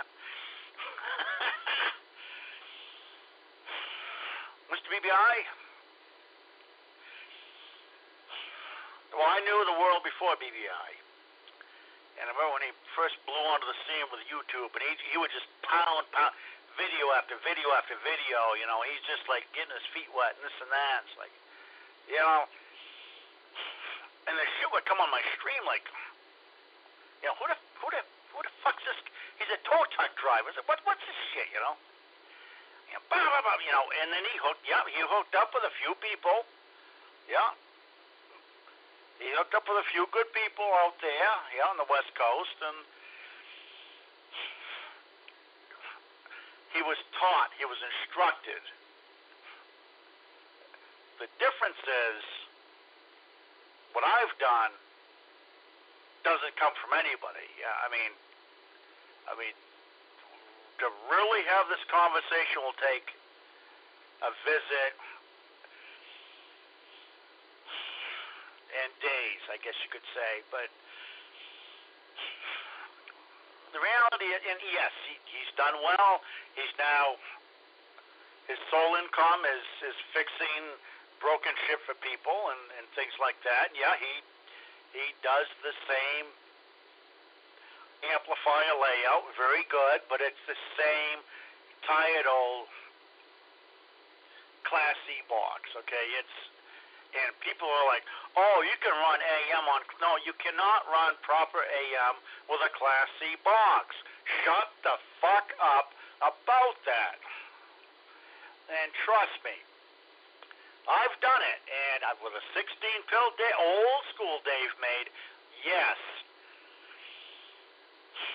With a modulation monitor and oscilloscope, yep, you can get it to sound pretty golf dang good. And I was very impressed with a Class C.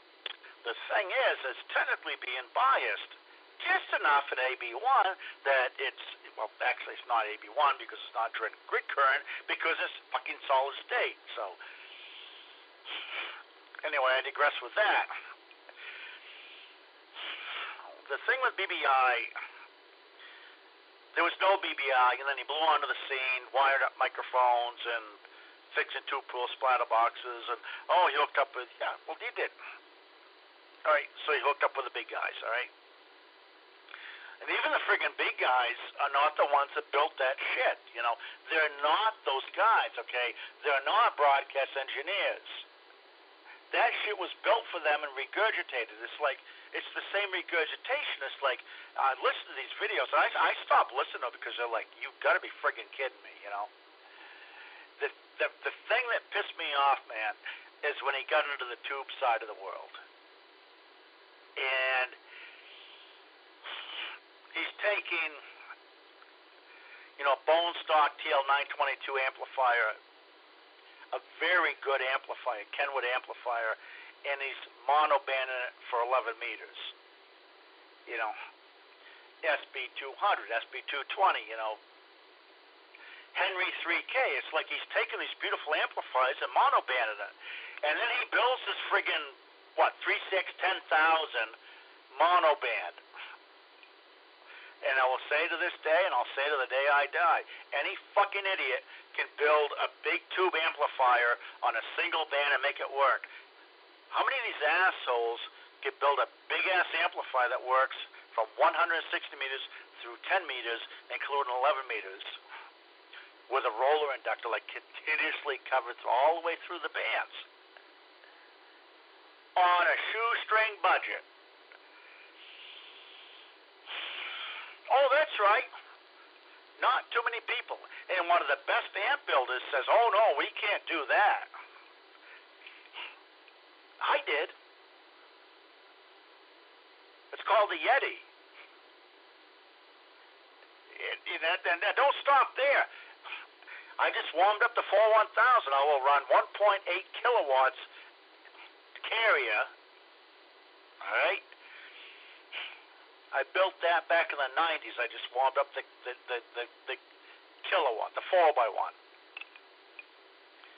Gonna hop over to 75 meter AM phone. You know, granted the thing weighs about 2,000 pounds, and it, you know, this and that, but it's what I do. And when I key it down, I talk for 6 hours, it doesn't get hot. That's the other thing. Something called BBI watts. Oh, 1, 1, 1, 2, 2, 2, and you never see the switch on the side of the birds, those bastardized bird 43s.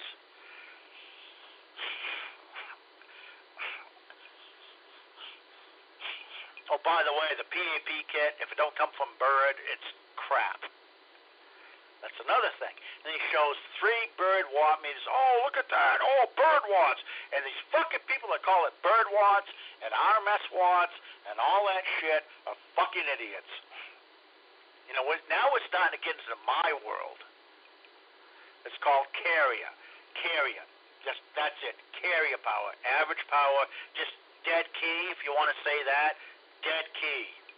So my 4x1 dead key's at 1.8, 1.9 kilowatts, and I modulate it, and it's like, okay, so it's 125% positive peak. So what are we getting at? Let me ask you, my good man, and I'm not busting your balls or anything like that. Okay, you have a 100-watt carrier. 100-watt carrier, it does not matter if it's plate modulated. It does not matter if it's linear. You have a 100-watt carrier. You're looking at your $700 broadcast modulation monitor and your oscilloscope. 100-watt carrier, you modulate it to 100% positive and negative.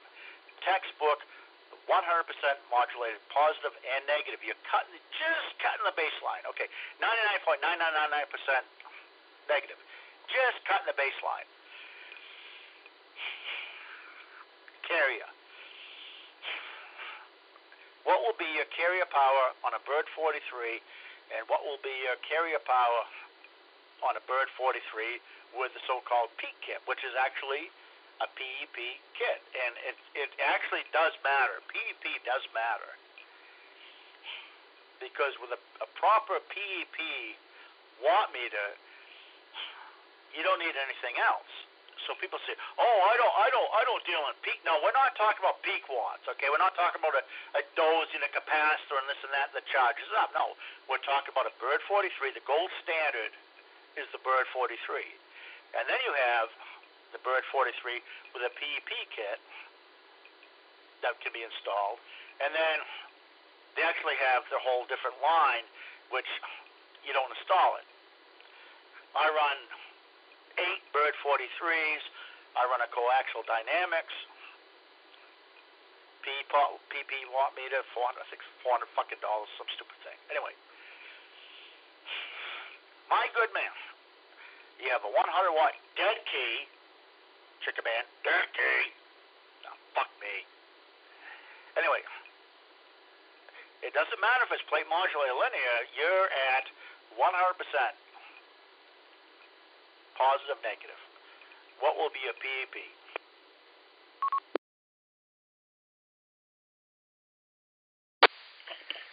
You're going over my head a little bit now.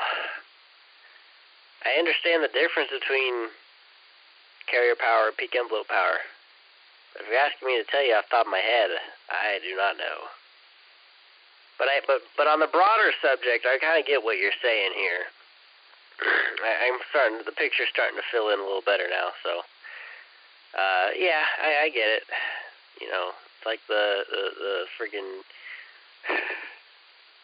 the cooking show on the over-the-air television versus real authentic food from a native. It's like one's flashy, everybody views it and says, "Oh, this is amazing," but the real experts know just how much further you can go, I guess. So that's fair. That's fair criticism. I get that. But yeah, if you're asking me to tell you that the difference there, I'm not well educated enough on that subject. I want to be, but it's just tough to learn this stuff when, like I said, no one that I know. Here's the problem: no one that I know locally has this kind of knowledge. I mean, I even got in with the some of the 11-meter crowd around here. They all hang out Channel 31. Great bunch of guys, really fun bunch of guys. Some of them are more knowledgeable than others.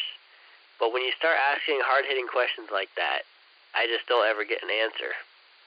So I don't have anybody locally. I've never really had anybody locally who can teach me this stuff. And the thing is, there are people here locally, especially here in Huntsville in North Alabama, that have that kind of knowledge, but they are the kind of people who hate, free speech on the radio And, basically they hate everything I stand for.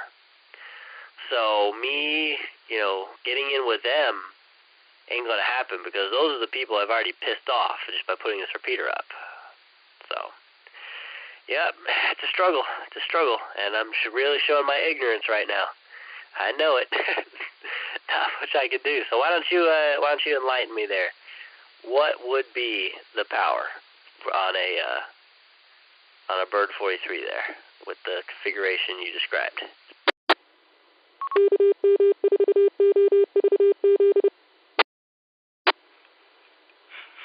KFOVZ, K1SHU. No, this is not about, showing ignorance. You said you're 21 years old. The fact that you built your own repeater, the fact that you work for a living, the fact that you have actually some knowledge of things, and you realize what the world is these days, you're not a stupid man. Trust me, you're 21, you're not stupid. At all. It'll be 4 times. It'll be 400 watts. Just 400 watts. That's it. 400 watts. PEP. It's like it's a 4-to-1 ratio. I mean, it's a 4-to-1 ratio. It's just. I tell you what.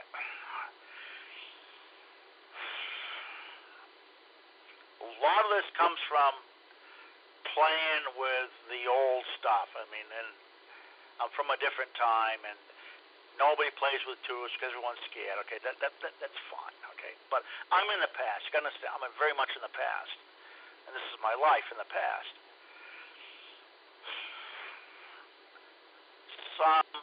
We call it the Bibles. There's like 10 books that you need on your shelf. You have to have these books on your shelf. Books, yes, these are books. Paper, and people are like, books? Yes, books. And I start talking to these, young folk, and they're like, well, we don't have books. We go on the internet. I said, no. Do not go on the internet to get your answers because they're lies. You need to get books from people like from the IEEE, from the 50s and 60s. IEEE, okay? NAB, National Association of Broadcasters, NAB, The sad part is I've got things all the way back from the 1930s, Spark Gap. I mean, when FM came onto the scene, when AM came onto the scene, I mean, the original books, the documents from these days, and it's like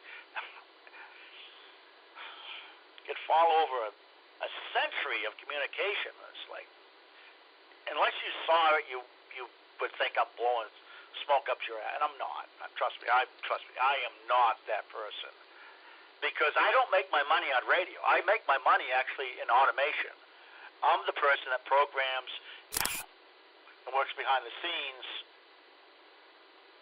in manufacturing plants that makes and builds the things that you consume.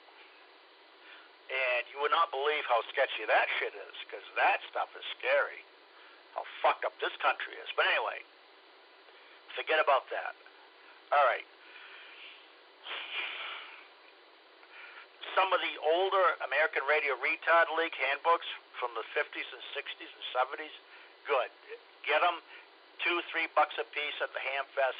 Grab them. There's a series of books that up here we call it the West Coast Handbooks. Radio Handbook, okay? It's the Radio Handbook, and it is basically from the West Coast. But it has nothing to do with American Radio Retard League or anything like that. Get those books. Get any of them.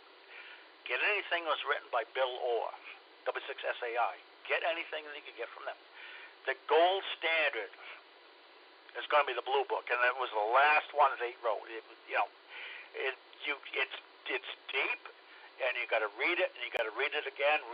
It will tell you everything you need to know to build anything, and not rely on somebody else. And the next thing, very, very important, is get your own test equipment. You'll pay, well, for me, I paid $10,000 worth of test equipment because I tune my own, I don't pay to do anything. Get your own test equipment, get your own library, and then experiment for 50 fucking years. You become a genius. You will. And then you'll be so goddamn depressed and tired and burnt out, you'll drink yourself to death like I'm doing right now. I mean, that's it. But at the end of the day, you will not make as much money fixing broken shit for other people and everything else as you work your trade. Your trade is where you get your benefits, pension, retirement. That's your money, okay? That's the money, all right?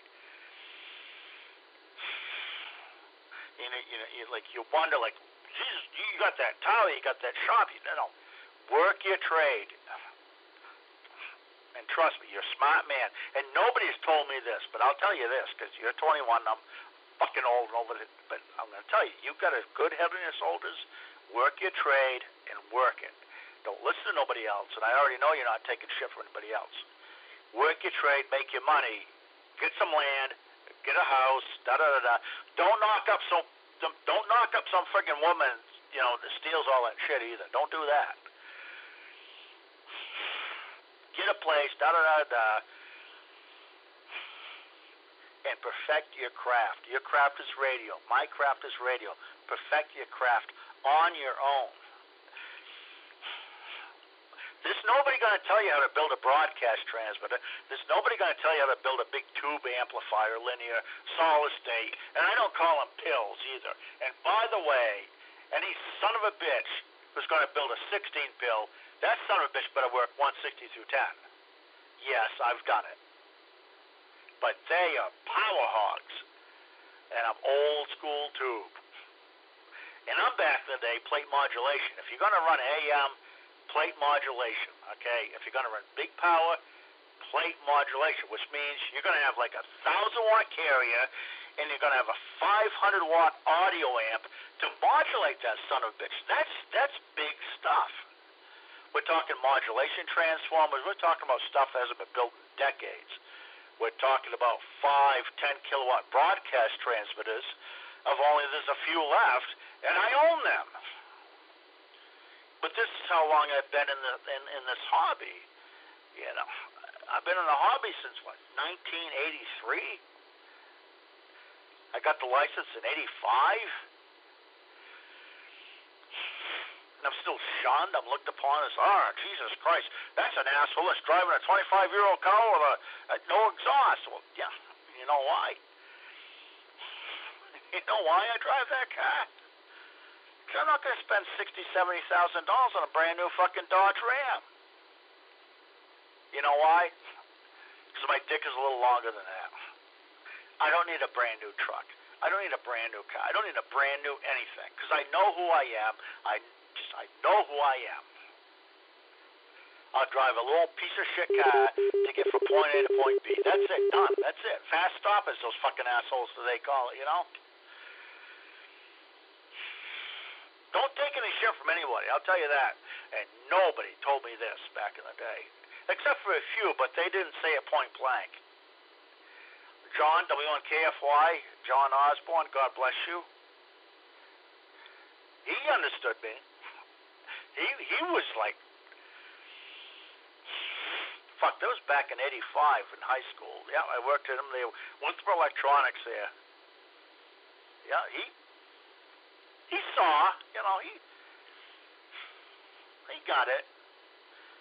And a few old timers would come to that shop and they give me the handshake, but not the handshake, but the bro handshake,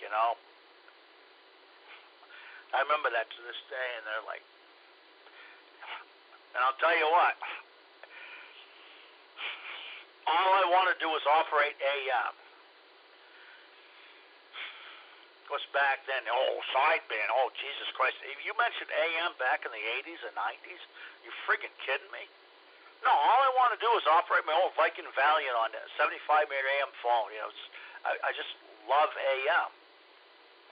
But a few old timers came down to John Osborne shop downtown Winthrop, and they gave me the bro shake, 15-year-old kid, give me the bro shake. Remember to this day, man. Remember to this day, and it's like, you know what? When you get stuff like that, experience stuff like that, a long time ago. We'll just say it's a long time ago. That's the shit that sticks with you. And all these people, everybody's gone. All these people are gone. Most of the people I talk to are dead. Most of the people I know that now are dying. And I'm definitely not doing that well. So, that's kind of my dissertation on that. I mean, it's not just a dissertation. That's coming from my heart. That's seriously so. That's kind of. And by the way, this was no quiz. I mean, just. And then the carry is 1.25. Okay, so then we got the swing watts. Oh, we're swinging to this. No, it's about 1.25. Okay, but forget all that shit. Just look at the books. Study the books. Set up a radio. Work the math. You'll see it. You'll see the whole thing. It'll click. And then you'll start to realize that when BBI is doing a video, he's got a 4-pill, 4 2SC2879s from Chicom. It doesn't matter for the Toshibas. He's got a 4-pill box on the bench, and it's doing 2,000 watts. The fuck it is. Each one of those pills is 125 watts PEP. At the best, it's 500 watts PEP. That's it. A 4-pill box, I will not run that son of a bitch more than a 100 watts carrier. Oh, Jesus Christ, Doug, you can run more. The fuck you can. That's right, the famous 2-pill box. Oh, Jesus Christ. And that was the stand. Okay, I tell you what, this is how far back it goes. Man, if you had 2 pills, I hate using that term, but that's what everyone calls it. Like, oh, I'm running a 16 pill. Well, I'm running a 2-pill. Well, two SC2879s or MRF 455s, 454s. That's how far back I go. And then we could get into the stud mounts. But the reality is, most of these transistors are definitely because of the fact that the heat sinks is lacking. 2 transistors is a 50-watt amplifier. 50 watts carrier, and you better still have a fan on that. So if you have 4, a 4-pill box, you might do 100 watts carrier. Now, I'm talking about my carrier. As in headroom, plenty of headroom. And I'm not talking about talking for 3 hours straight. I'm just talking about if you key up for like a minute, is it the best you can do? Yeah, you could drive the shit out of a 2-pill, 4-pill, whatever the hell pill. It doesn't matter. The last 16 pill I had sold it. I would set that up at 300, 400 watts carrier, and it would have plenty of positive peaks, very clean. 8877. 8877. Oh, that's a 10,000 watt amplifier. Oh, the fuck it is.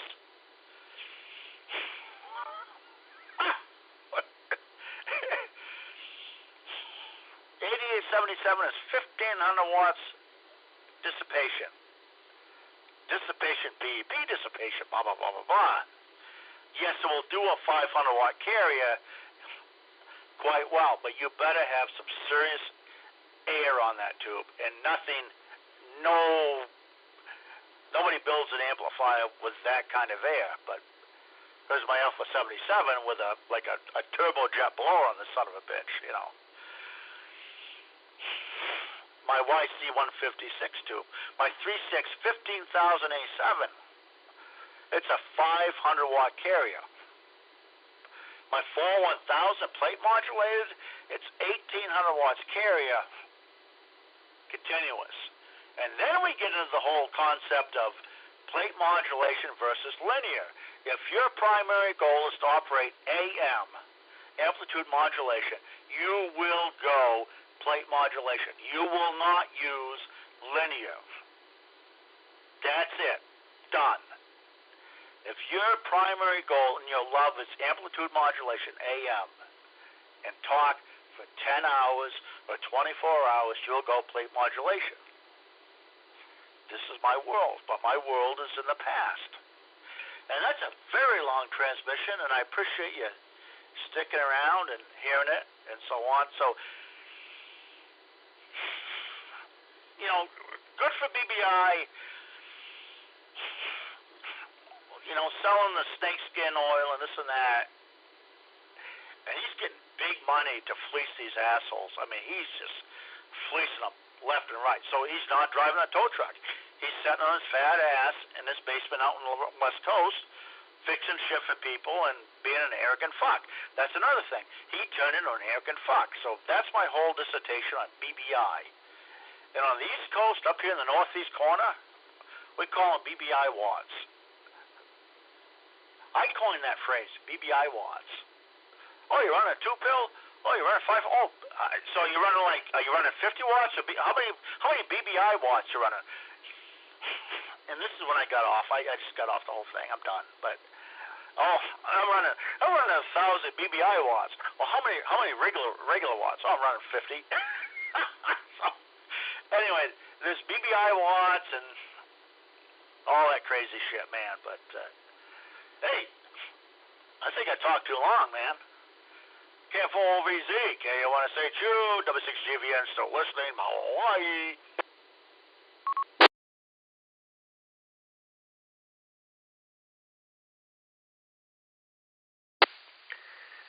KM4OVZ on the 147-425, linked up to the Trash Panda Net. Yeah, wow. Lot to take in there. So it sounds like I need to start looking for some books. And I do see the books at Hamfest, and I always kind of, glance over them, but I don't really pay much attention. It sounds like that's been a mistake so far. I need to get some books, it sounds like, do some reading. And you're right, the internet's, as much as it, has a lot of knowledge, there's also just as equal an opportunity for people to come in there and just talk a bunch of shit, versus where in the back in the days when they made the books, they didn't make a book to talk a bunch of shit. They made a book because they had info they wanted to share. So, I'm going to keep an eye out for those books you mentioned. I got what you said was Watergated here. And, the IEEE books. And I think he mentioned somebody named Bob Gore, something like that. KS6AI, something like that. Maybe you'll repeat it for me one more time. But, BBI watts. Okay, so basically the picture I'm getting here is that BBI is just, your typical, maybe not a complete con artist, but he does embellish what he shows off. He's an embellisher. Now, a complete con artist would be somebody like Hard Drive, owner of Fine Tune CB Shop. That guy is a con artist. Every word out of his mouth is just complete and utter bullshit. I mean, if you listen to that guy, you would think his radios basically break the laws of physics. He'll sit there and tell you all day, oh yeah, this is a barefoot radio and it's talking over everybody. It's meaner and cleaner. There'll never be a substitute. And he is just full of shit to the highest degree. So, okay. BBI is not. But I will say, he does do a good mobile install, because I've had many mobile installs in the past in all different kinds of vehicles, and the one I have now will blow any mobile install out of the water completely. I am so confident in this mobile that I would take anybody up on a shootout. Okay, say we have some rules. Okay, we'll say 50 watts. Now, of course, you're talking about AM. My specialty, I mean, if you can call it that, my area of focus, my area of interest, what interests me, is VHF FM. I really like 2 meter and 70 centimeters as well. FM, frequency modulation. That's my favorite thing. And I would take my mobile, and I would easily take up anybody on an offer for a shootout. And we can do it both ways. We can do a receive shootout. You know, we get a distance station in there, and you back down your power slowly until one of us can't hear you. Oh, I'll win easily. Same for transmit. 50 watts. We could sit there with the Bird 43. We'll put a 50 watt VHF slug in there. We'll measure both our radios to make sure we put out exactly 50 watts. And I will go up against anybody, any day, for a shootout. And I am so confident that I would win. So he didn't lead me wrong there. The results speak for themselves. I got the Breedlove mounts. I mean, I only found out about Breedlove mounts through BBI. I never heard anybody mention that. And to this day, in the circles that I hang out in, you know, the forums, the people, the YouTube videos, nobody has ever mentioned a Breedlove mount to me. And I run Breedlove mounts for all of my 11 meter and for the 2 meter. In fact, the 2 meter mount, I called up Breedlove and I said, this is what I need. And he made me a custom mount. Didn't have it on the website. It was custom built for me. It's an NMO mount with not, 2-inch. Oh, I'll let you go here. Hang on. Not 2-inch, not 3-inch. I saw you key up there. I'll let you go in a second. I got a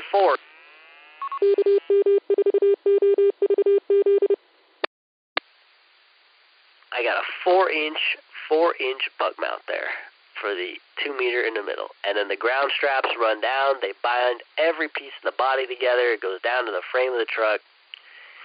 And I can hear better than any mobile. I'll put it out there. I can hear better than any mobile. I can transmit better than any mobile. Now, you get a little bit more power than me, okay, you may have an edge. But 50 watts into our respective setups, I bet you I beat you.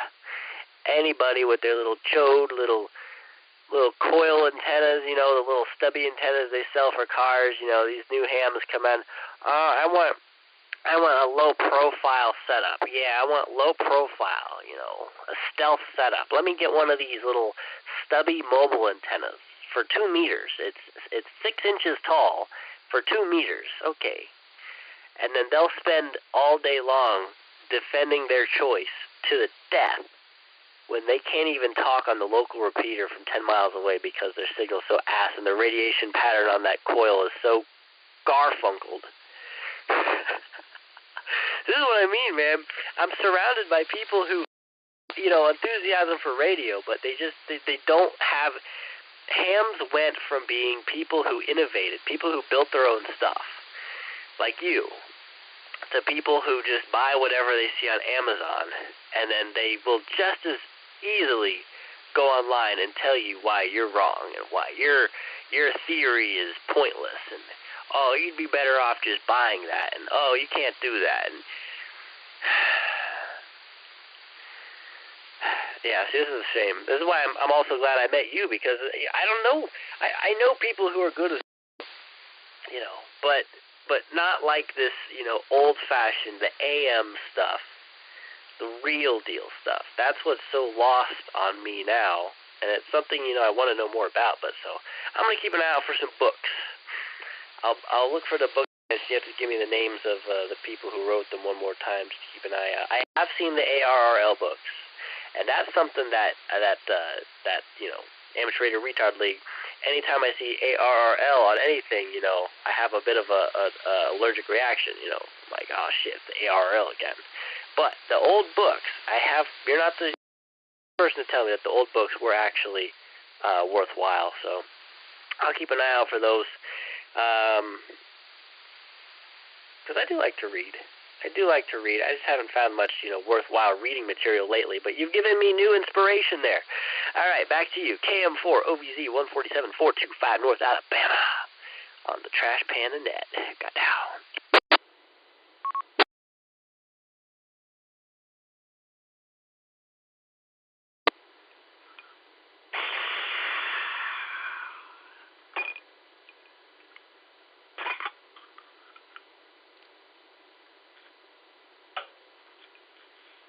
That probably didn't come across as good as I hoped it was, but that's AM. Or FM. No, this is FM. And Sam in Maui, Hawaii is punched out. He's gone. So that wasn't me, but he's heavily indebted into some knockout, drag-out fights and foobar. But anyway. So, let's take it from the top. The Breed Love Mounds. Very nicely done. Yep, they're very nicely done.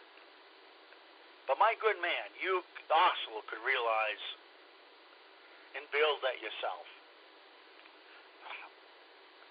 Yeah, BBI. Okay, well, I don't run any of that. You realize what I run? And I have my 82 Suburban with dual alternators, dual batteries. I mean, that was my keying rig. And I was going to go to another step, but I lost interest. I just screw this shit. But so I still have my 82 Suburban out in the shop, packed away. It's been packed for 5 friggin' years. On top of that roof is a World War II big-ass ceramic mound. So we deal in ceramic. We deal in the big stuff. Blow a big friggin' hole through the roof. Yeah, definitely ground bond. And trust me, the best of anything is going to be a Suburban. It's longer than a goddamn van, unless you want to do like a 18-wheeler and put some on top of the friggin' trailer you're hauling. I mean,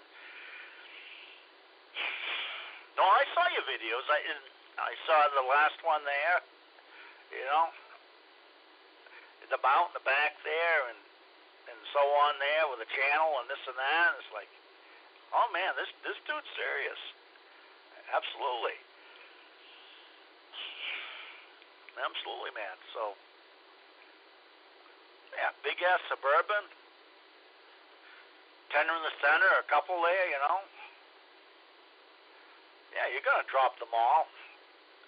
And by the way, you had the same experience I did with that friggin' goddamn Hustler 2-meter. Yeah, that thing blew all to hell. That's like gone, So you actually got the best antenna going. Like I said, that rig's been packed for 5 years. My daily driver is just a Larson, just a standard issue Larson 2-meter. Not a dual, just a basically back in the day with the cops, everybody ran a Larson antenna back then before it was bought out again. And on the back deck, I also work 6 meters, and my antenna is an old whip. It was a radial off a ground plane from a low band VHF ground plane. But it was a little short. So I clamp a little piece of copper. I think it was like number, I don't know what aught friggin', one strand of copper, like aught, whatever the hell. Clamp it on, resonate it, and that's the thing I run on 6 meters. And then the chicken band shit, that went out like a couple years ago. That's like done. Done with that crap, for now. For now. But those who know and those who want the very finest in repairs and modifications on tube and solid state, I will still do work for chicken banders, but they got to understand where I'm coming from. These are not dozy watts and this and that, da-da-da-da. And please don't talk to me about RMS watts. There's no fucking such thing as RMS. Because RMS and RF is 0 watts. So you're running 100 watts RMS, you're running 0 watts, okay? Root mean square, yes, exactly. I understand perfectly, trust me.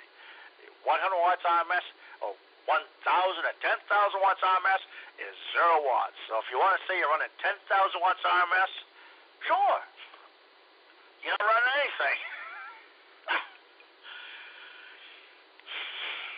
That one just drives me batshit when people, I'm running 100 watts RMS. Oh, you sounds it. And please don't tell me you're running dead key, okay? I just please. And I don't want to hear bird watts or anything. Please don't tell me anything. But I don't want to hear bird watts, okay? Either you know what the hell you're looking at, or you don't. And I'm not saying you, but you know what I'm saying.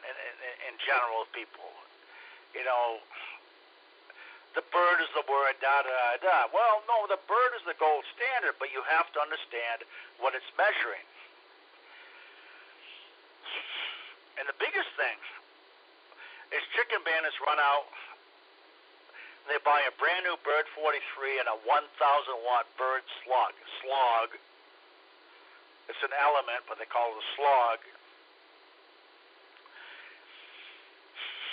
And they key up and it swings backwards. Yes, it does. Yes, it does, because you're running shit. So then they go into a dozy, or they go into any number of watt meters, and it doesn't matter what the hell it is. You know, they buy a brand new LP100A, and they put in a PEP. Oh, look at that, I'm swinging forward. Oh, fuck you. You know? Oh, by the way, I have an LP100A right there. There it is. You know why I bought it? Because I could put the watt meter on the 65-inch and not look at these little, you know, fluorescent. I don't want to look at that little friggin' shit there. You know, I don't want to look at a watt. I want to see a big display. Okay, there it is. And shame on me for not buying the 20,000 watt pickup. Actually, what is this one here?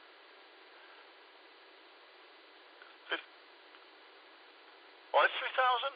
Okay. All right, well, I smoked that one. Anyway, never mind. That's another story. We won't talk about that. Never mind. Anyway.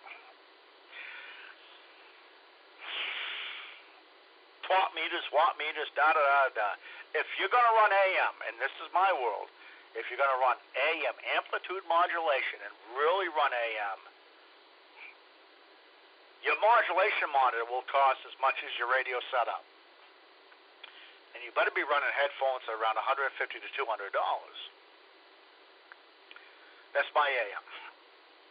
RE20 microphone, da-da-da-da, okay. You don't need to run all that. You don't. But the very best stations that you hear on the CB, and trust me, I know good AM, some of the best audio I've ever heard is on the CB. They're running Anons, they're running Flexes, they're running SDRs, okay? A few will run Johnson Desk kilowatts, but even they realize the limitations. The very best audio is coming from SDRs. Unfortunately, it's not going to come from plate modulation. It's going to come from that. One of the best sounding stations in New England and Maine was a pair of 813s modulated by a pair. Guess who built that? I did. And I ran it until I burnt up my fucking Antron 99 in a 90-foot pine tree. And that's probably just as well, because I think people are going to shoot me for that. But anyway, that was back in the 90s. That was good stuff, too. So Bill Orr, William, Bravo, India, Lima, Oscar, Romeo, Bill Orr, Whiskey 6, Alpha, Sierra, India, ASI, W6ASI, Bill Orr, gold standard, boom. All right. West Coast Handbook. Just Google West Coast Handbook, and you'll see it. Get those books. Buy those books. Those books were written in a time during the Cold War when intelligence mattered. Don't trust eBay. Not eBay. Don't trust the internet. If the internet is bullshit, there's so much freaking lies. You know, we're up to the point now. If you need to research, say, a 2014 Toyota Camry, you know, oh, the gas cap won't pop. And I just went through this last week with the wife's car. And it's like, fuck, I don't have a goddamn Chilton's for my wife's car, 2014. It's 10 years old. Do you know what a Chilton's is? The Chilton's Manual. This gold standard issue of if you want to fix old fucking broke dick vehicles, you'll have a Chilton's. And I'm googly for goddamn Chilton's Manual for my wife's car because the gas cap won't pop. Or the door, not the gas cap, but the little faggot door. And then she said, oh, well, the trunk won't pop in. I was like, oh, Jesus fucking Christ. And I didn't think, oh, solenoid lock, da-da-da. Oh, guess what? No Bendix cables. Yeah, Bendix cables. Yes, sir. Go ahead, sir.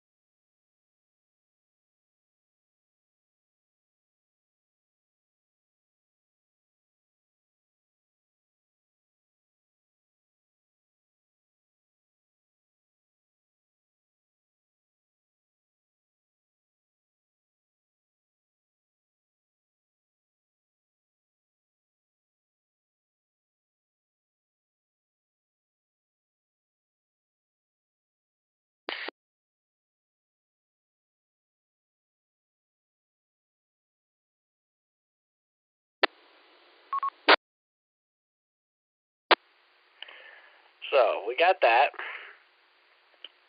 We got that in there. That's good. Oh, yeah. See, that's the thing, man. You find this stuff. I don't know about those specifically because I never pay attention to what I find, but I imagine those will be a little rarer at the Ham Fest and stuff like that. But I'll keep an eye out for them. I'm glad that he has a series of books there on all kinds of different stuff, not just, you know, one book. I think he had a whole bunch of them made. I saw one here on Amazon for HF antennas. So that's pretty cool. And, oh boy, the 1982 Suburban, man. I really wanted one. When I was shopping, I never really shopped for my car. I actually just saw one for sale at a, used car lot. And I was like, hey, what was that? Whoa, let's run that back. Whoa. And I was like, yo, hey, 2006 Chevy Suburban, white, LT, four-wheel drive. Ooh. But I think one day I'm actually going to end up daily driving an 80, 82, something like that, Suburban, because they were such nice-looking vehicles, and, of course, the antennas and the space and everything, you know the whole deal. Ceramic mounts, yeah. See, just when I think, oh man, look at me, I got Breedlove mounts. I got 4-inch aluminum discs or stainless steel. I got 4-inch stainless steel puck mounts with sheets of aluminum up under the roof, and I got ceramic. There's always a bigger fish. Which I'm glad for once, you know. Usually I'm the big fish. I'm glad there's a bigger fish, so that's cool, man. That's really cool. And yeah, you're telling me about all these different kinds of watts. That's where my knowledge, I may have built my own repeater and everything like that, but I can't. I've never tuned my own duplexers. The stuff that really requires knowledge, because at the end of the day, building a repeater is easy. You need an antenna, you need a feed line, you need a duplexer, you need a repeater, you need a power supply.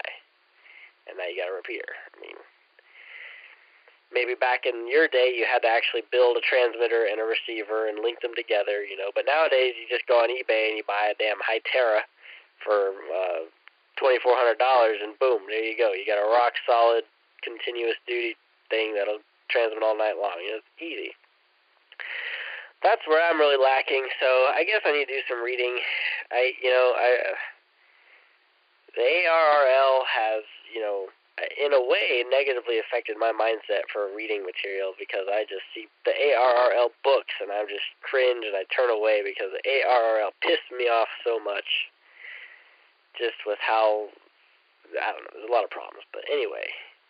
That's what I need to get into, is stuff like that. So I will keep an eye out when I go to Hamfest and stuff. I'm going to look actively for these, and I'm going to look online, too. If I can find a good, good copies of these things, I'll buy them. Because, I used to read a lot. I don't read hardly any.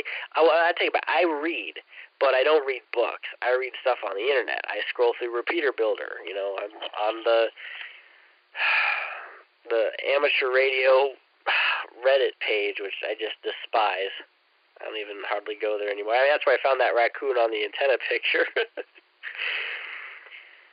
But the amateur radio state online, on specifically on a lot of these forums, I just made the mistake of going on to the GMRS live forum because I wanted to get the word out there that I had this tower up on a mountain, and I wanted to, let people know, hey, I've got tower space if, because let's be real here. You go to any of these commercial sites, and they're going to want $3,000 a month for, basically the tower itself.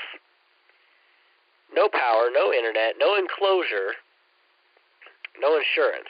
$3,000 a month for base rent for a company like Crown Castle. So you wanna put up a repeater? You wanna put up a GMRS repeater? Okay.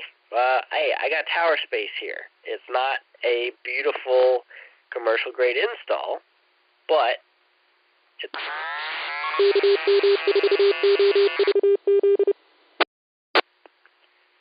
does not have commercial grade prices either. That's the thing. So I go on GMRSlive.net or whatever the forum website is, and I put up this little thing. Hey, I got, this is what I have. How should I advertise this? All the responses I got back were from the same type of person, the know-it-all busybody who won't give you an answer to your question, but instead will make tons of assumptions and tell you why your setup is garbage and why you'll never succeed. So that's what I deal with anytime I try to go online and ask for advice on this stuff, because I just get arrogant assholes who apparently have no knowledge whatsoever, but instead have that, armchair RF engineer degree, They'll sit there and tell you all day about the Part 97 implications of running a kilowatt in your mobile, but they won't answer the damn question. What was the question? Oh, well, will an NMO mount handle a kilowatt of power? Oh, what? Oh, what? You can't be running a kilowatt? What are you, some kind of pirate? Oh, you didn't read the RF exposure guidelines. Can't get a straight answer for any of this crap anymore, so whatever. A book will not tell me why I'm an idiot. A book will actually teach me something. Oh my God. Sad world we live in, for real. And that's the thing, I think about what I'm gonna do in the future and everything with the radio. I just hope there's still enough people in it in 10 years or whatever for it to be worthwhile. I think it will be. I think it'll be fine. I mean, some days I'm more pessimistic than others, but I'm pretty optimistic today. But yeah, 1982 Chevrolet Suburban. That's what I want. I want a decent one in good condition that doesn't have body panel rust, and I'll restore it to factory day quality. Throw a damn Not a Hustler CG144. Yeah, I blew that thing up. That thing is rated at 100 watts FM. I believe it's 100. And I keyed down with 160 while it was stationary with, not much wind flow. Sure enough, SWR alarm started going off. Receive went to shit, and yep, killed the Hustler. Not surprised. Great antenna, man, if you stay under the power limits, but it just can't handle the power. So you know what I'm running now? I'm running a Diamond NR22L. Diamond, you were talking about Larson earlier. Larson used to be the shit. Larson is, as far as I can tell now, Larson is complete junk. I've used Larson products before and was really not impressed with the build quality. They've gone the way of MFJ, so what can you do? But the Diamond. I have never owned a Diamond antenna until now. I have no base station Diamonds. I have no Diamond anything. Everything I have has always been Comet. And I don't really know why. I guess it's just because it's what I got first, and it's it's what I have experience with. So I have Comet stuff, but the Diamond NR22LH can only be purchased from, 2 websites. I think Ham Radio Outlet has a listing for the antenna, but they're out of stock. So I ordered this website from, Walcott Radio or something like that. I ordered this antenna, not a website, from Walcott Radio, and it was pretty damn, it got here pretty quick, and yeah, that antenna kicks ass. 5/8 over 5/8 with a fat phasing coil in the middle. The mounting is solid. Yeah, I've already thrown 150 watts, 160 watts into it, no problem, and I'm gearing up here to throw about 300 into it. It's still no kilowatt grade antenna. You still can't run a kilowatt through it, but it's a lot better than the Hustler. And it does have an edge over the Hustler as well. 5/8 over 5/8 has more gain than a 5/8 over a quarter wave. So 6.5 dBi. Everybody loves to put the dBi because it's the higher number. Always look out for that. Oh, our antenna. If a company advertises an antenna and they don't put if they just put dB, if the listing just reads dB, I do not buy the antenna. Absolutely not. I need to know whether that's dBd or dBi. So if it's dBi, I can calculate and compensate my minus 2.15. You get your dB.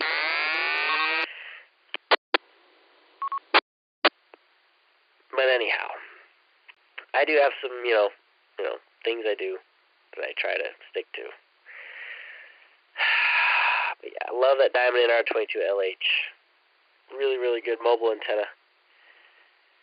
I don't know what else is going on, but anyway, I'll probably take it around one more time here, but I'm getting ready to sign off for the night here. It's 2 a.m. where I'm at. I guess it's only 1 where you're at, or... No, 3. It's 3 where you're at, the trash Panda Stadium there. You'll probably be heading out for dinner anyway soon. All right, yeah, back to you. KM4OVZ 147425 North Alabama. And live on YouTube on the Scuffed Radio channel, running the Watergate. Good morning. Good time is 2 a.m.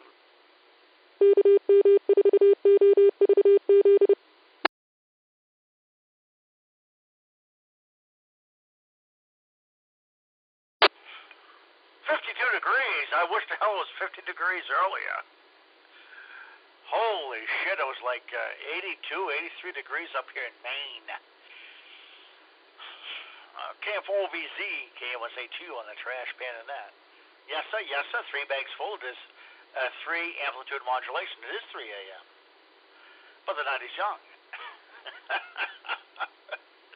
Yep, the night is young. Yes, sir. Well, now, here's another whole scenario here with driving old rigs. Now, you're down in Alabama town, and they don't dump, like, calcium chloride and all that shit on the roads there to melt that salt. You still have some nice vintage iron down here. My 82 is a 2-wheel drive half-ton. the only reason I was able to get it. Oh, that guy's gone. He's like, screw this shit. I don't want to hear about that. Okay, well, fuck you too, asshole. Not you, but I don't know. Somebody checked in. Oh, well, he was all enlightened and listening. As soon as I keyed up and talk about calcium chloride. Oh, screw that shit. Well, you know what? Fuck the Northeast. Fuck the Rust Belt, and everything else, dumping this battery acid on the roads so they can melt the goddamn salt, the friggin' snow and ice, da-da-da-da. So all these goddamn libtards can skate around to fucking work there and shit like that. I'm sick of it. But the only reason I got that 82, I bought that actually from the grandchild, the grandparents. That was the tow rig, and that's got the tow package, 373 gears, da-da-da-da-da. And they hauled their camper back and forth from Florida to Maine. And because it was two-wheel drive, it was laid up all winter. You can't find a good Suburban, half-ton, three-quarter, it doesn't matter. You cannot find a four-wheel drive Suburban in Maine. Or Blazer. You can't find any of this old stuff. Thankfully, I've always loved the old, and I'm all set. But now this shit's skyrocketing in price. And, oh, Jesus Christ, this is all blah blah blah blah. Well, reality is, you go out west on the West Coast, out in California, they're still driving this, man. They're still driving all this old iron because nobody wants this new shit. Nobody wants to drive this new crap, this new garbage. It's crap. And,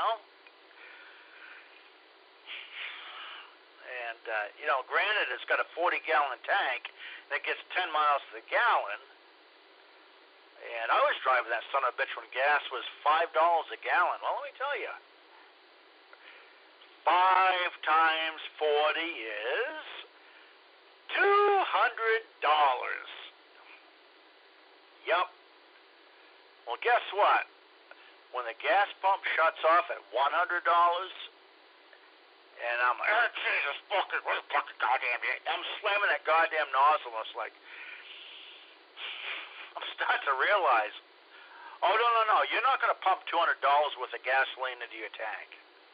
All right, because the pump thinks it's like either broken, it's just spewing gas on the floor or ground or whatever, or it thinks that you're stealing gas. No, that's the world of an 82 Suburban, 350, and it had the overdrive. That son of a bitch is stem to stern brand new. Oh, Christ, that's a brand new 350 Goodwrench. Headers, intake, da-da-da-da.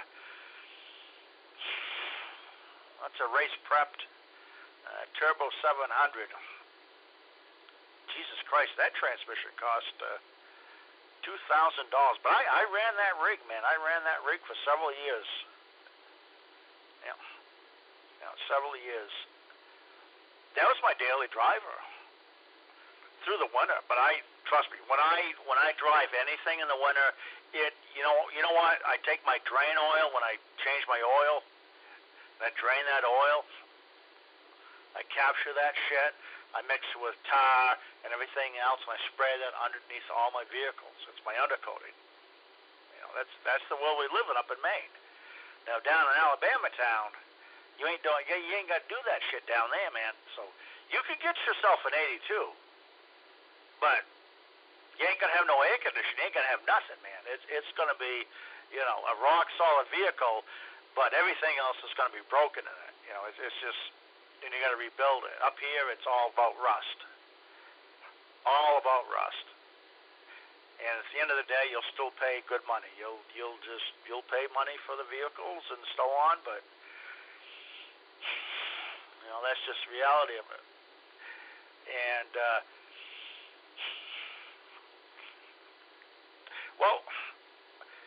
the ceramic mount.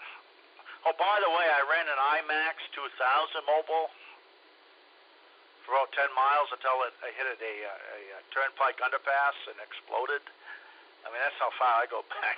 Never mind. We won't talk about that. But, yeah. I mean, we're talking about antennas, ceramic, that's stuff from the 50s or 60s, okay? It's military, it's a different world. So, brand new today, okay, you want to build a big can rig today, you're going to have either a Suburban or you're going to have a van. Basically, a big-ass moving ground plane. It's going to be a Suburban or a van. It's not going to be a little fucking Corolla or anything, it's not going to be any of that shit, okay? Big mass vehicle, right? And what are you going to do with that? Big frickin' mount right in the middle.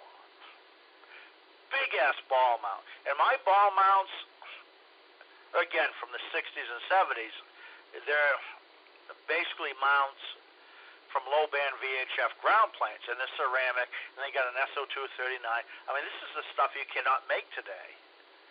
And yes, it will outperform a Breedlove, but at the same time, you're not going to find this stuff. But I'm in the past, man. This is stuff I got in the past. If I was going to build something today, like straight through today, I'd build my own shit. I just would, okay? As good as the Breedlove and all that stuff is, it's very nice. It's aluminum. You do not make something out of aluminum and have it last in Maine. You will not do that. You're going to make something out of,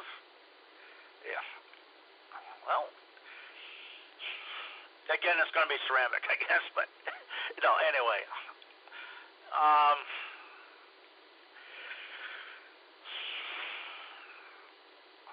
It depends. Like I said, it depends. Up here in Maine, if I was starting out today, right now, brand new today in Maine, and I had like an old Suburban, old van or whatever, I'd go on eBay, search, and I would look for what I'm thinking of. And it won't be something like that, because you're paying good money for that. And by the way, it's very good stuff, but you're paying money for it. And yes, you had the same experience I had with a friggin' Hustler.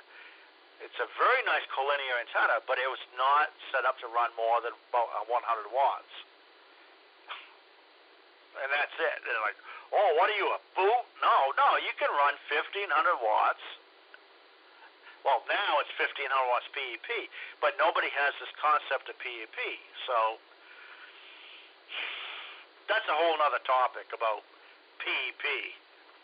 Because back in the day, it was 50, because actually back when there was like plate input power, you had to like, yes sir, yes ma'am.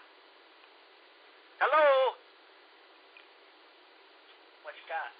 Oh, you returning my thing? Say hello to Dan VC down in Alabama. Hello, Mr. Alabama. Hello, Mr. Alabama.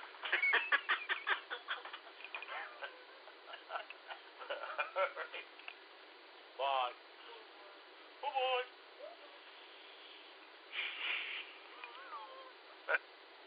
There, my sweet girl. She returned my shit. I think that's a Triplite power strip from the 70s, man. That son of a bitch got like a 15-foot friggin' cord on it. Old school American shit. And a microwave oven blew out last week, and what do you know? She got a brand new microwave, and that gall dang friggin' cord was like 6 inches shorter. It wouldn't reach the outlet.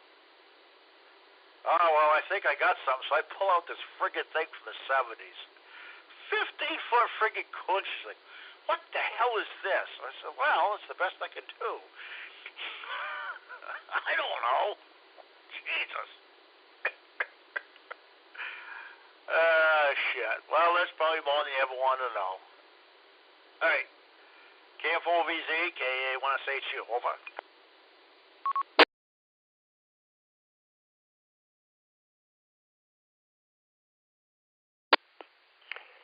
KM4 OBZ.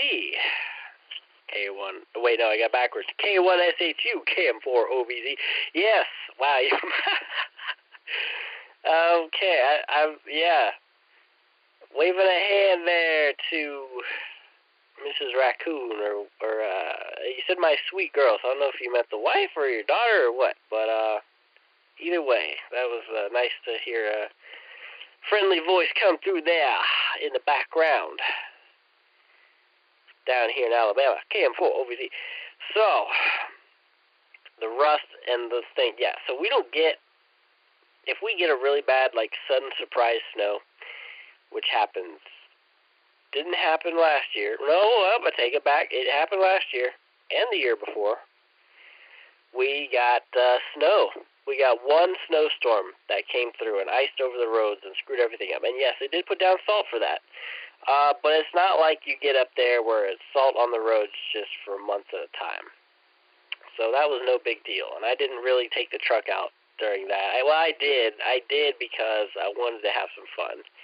But I didn't, drive all over the city with it. I just kind of screwed around on the back roads and drifted around corners and stuff.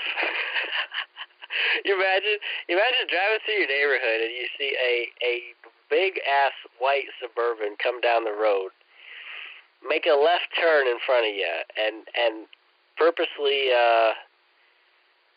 drift around the corner, with the back, tail sliding.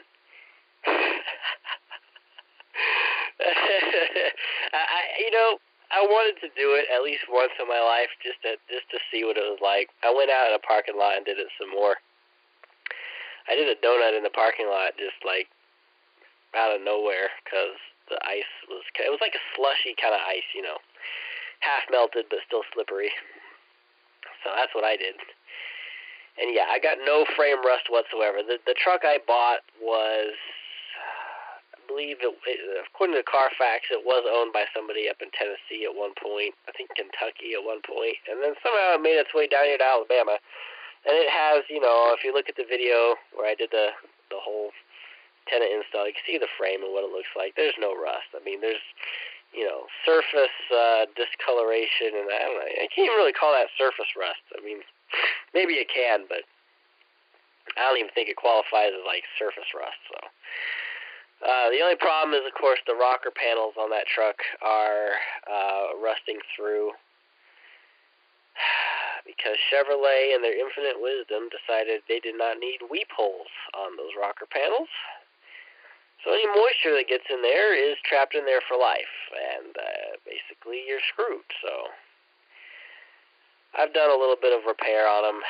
They don't look amazing, but that's one of them things. I'll probably just wait till it's really bad and then just take it to a car body shop and have them weld new rocker panels in there. Because, it'll be an expensive job, but it'll be worth it. I plan to drive that vehicle until the day I die, providing I don't wreck it. I'll literally drive it forever. Or I'll end up with an 82, and then I'll park that one in a secure, indoors area. And,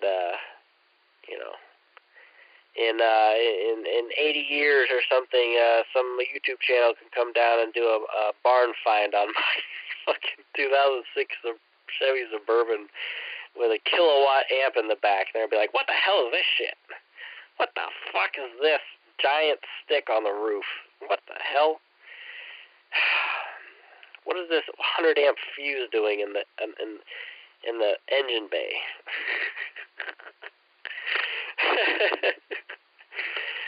Oh my god. Yeah, but yeah, I like my Suburban, and I don't have to worry about rust, so that's cool. That's one of the biggest things that would be a deciding factor in me moving to one of those northern states would be the car rust, because I buy once and never buy again. And that would really throw a wrench in my plan there if I had to deal with that salt rust. I know you can do what you're doing with the oil and everything, and that does pretty good. I don't think Breedlove mounts are aluminum, because they're not, at least not the ones I have, because they're way too heavy to be aluminum. Aluminum weighs almost nothing. These things weigh like 5 or 6 pounds a piece. The 11 meter one is like a 3-inch puck mount. I used to have 2 of the 3-inch. See, that was my biggest mistake. So when I first bought Breedlove stuff, I had a 2004 Chevy Suburban. It was actually my family's. And I was the one driving it at the time, and they didn't give a shit about it. So they said, yeah, go ahead, drill your holes in the roof, do what you want. So I got 2 3-inch ball mounts from Breedlove, both with PL259 on the underside. Well, actually, no, one was PL259. The other was the studs, like the screw terminals. So the back one for 11 meter had the screw terminals. The front one had PL259. And I ran, everything, and I ran a Hustler CG144. And the Hustler CG144 comes with a 3/8 by 24 mount, which, screws right into a Breedlove ball mount, just a typical CB mount. And I didn't realize it at the time, but I did some testing and discovered that I had a horrible, horrible standing wave ratio on the 2 meter, on the Hustler. So I said, well, this is no good, what can I do here? So I took I got an adapter, a NMO to 3/8 by 24 adapter, and I screwed it into one of my auxiliary NMO mounts on the truck, and oh my god, SWR 1 to 1.1, perfect. So not long after, I ended up buying my white Suburban I got now, and so that time I contacted Breedlove and told them to make me a custom NMO mount, and it remains to be seen whether or not NMO will handle a kilowatt. I have my doubts about it because the center pin on an NMO mount is like spring loaded most of the time, and the little spring they got in there is not going to handle a kilowatt running through it. So we'll see what happens. The power will slowly be increased until each component blows out, and then we'll replace that with something better. So I may have to get a new mount there that has the UHF style connector, PL259, which I don't know why they call it UHF, because it's the worst. I won't say it's the worst, but if you're on UHF in the year 2024 and you're using PL259 or SO239, you're doing it wrong, okay? You have to be using N connectors all the way for anything above 2 meter. Even 2 meter, I hate using PL259. Everything coming off the Breedlove for the front, 2 meter antenna, the diamond, that's all N connector up to the radio. The radio's got PL259, so there's nothing I can do about that. But everything in between is N. So we'll see what happens. I'm sure as the power gets increased, we will be replacing things. I'm sure I've got a little, like my little right angle PL259 adapter up under the mount. That's probably going to have to be replaced with like Amphenol or something. So I don't know. I'm not. This is all new to me. I'm not one of these people going into it with a ton of knowledge. Some of the first people, when I built that setup, I was so proud of that. I worked so hard on that, cutting out the aluminum panels, collecting everything, building this mobile. And I sent pictures of the install to some people who I had met at one of the Hamfests, this group of 20-year-olds. Sent them the pictures, and all they did was just shit on the install relentlessly. They had the nerve to tell me that my original Andrew half-inch Heliax was like crap. Like they were over there telling me I was using junk. Half-inch Andrew Heliax in a mobile? You're gonna tell me that's junk? Okay, buddy, you're out of here, bud. Those are probably some of the dumbest motherfuckers I know. God damn it. I can't believe I wasted time talking to those morons. But anyway, I'm still having fun with it, man. It's still worth it. I still have a ton of fun with it. Oh my god. Anyway, I don't even know what I'm talking about now. 2:20 a.m. here. I don't have anything to do in the morning, so I can sleep until like 12 o'clock. That's what I usually do on the weekends. Fridays and Saturday nights, I sleep in till 12 o'clock. I don't come downstairs till like 2. And then I'm like, damn, where did the day go? I'm sure you are very familiar with that concept. Anyhow, this is going to be probably my last transmission here. I'll be monitoring for, an hour after this probably while I go to sleep there. But, man, it's been a pleasure. KM4OVZ, K1SA. Oh, wait, got it backwards again. KA1SA2, KM4OVZ, Trash Panda Network. This will be my last transmission. You have a good night, and keep on keeping on. Getting out in the great big world of sound out there. Like I said, I'll be monitoring, so take it away there, but I will probably be going to bed after this. So you have yourself a good night. KM4, KA1SHU, KM4OVZ. Back to you.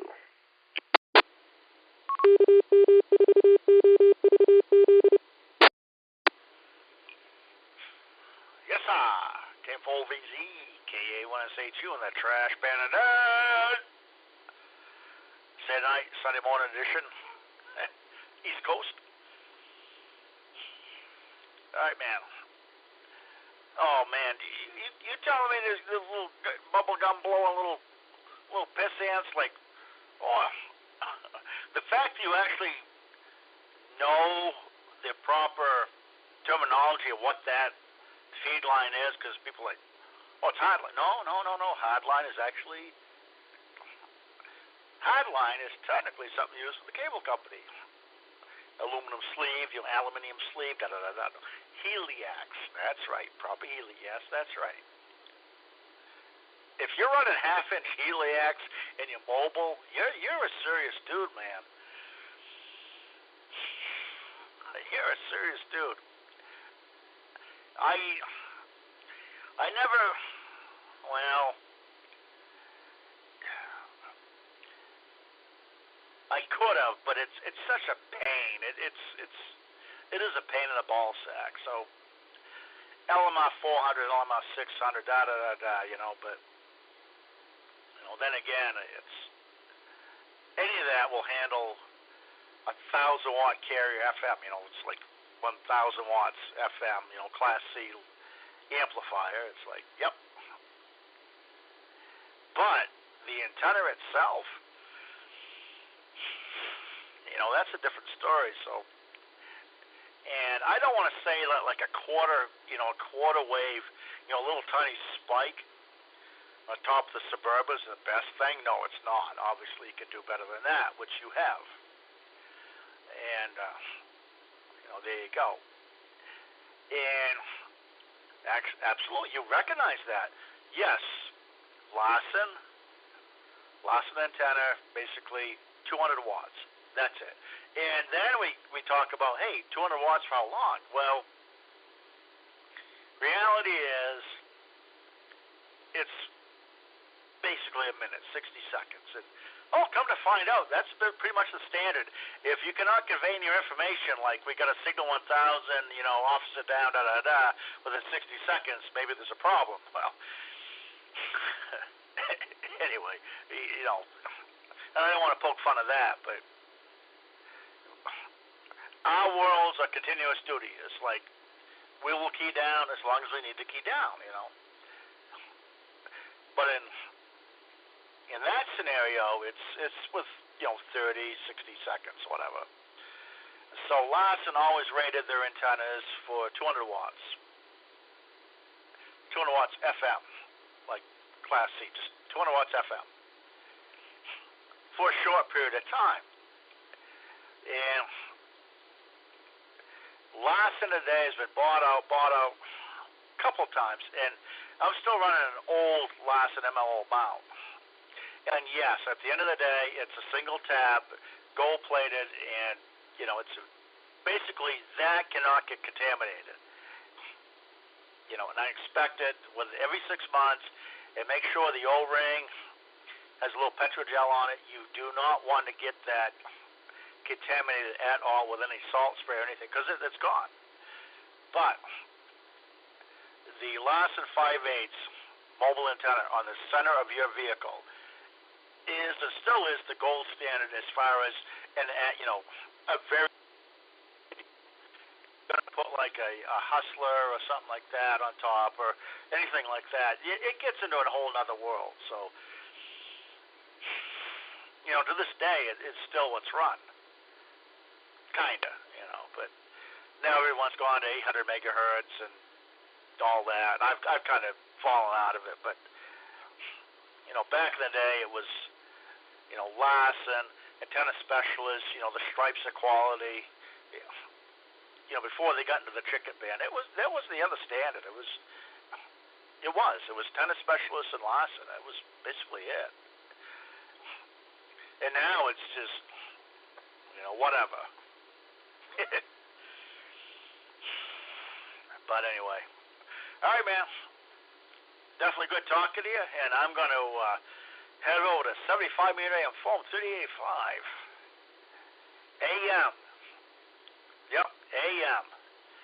Running 2,000 pounds of plate modulated goodness. So there you go, my brother. Take care and a very good conversation. We'll catch you later on KM4VZ, K182, Trash by the Nerd, 73s. Real quick, remind me what frequency you'll be on there and which web SDR. I think you said like the California or the Utah web SDR or something was the one to go with. I might try and listen in on that for a few minutes if you get on there soon, if I'm still up. What's the frequency there, Breaker? Which frequency? Which frequency? For 75 meters, what you gonna be on? 3885. 3885 amplitude modulation.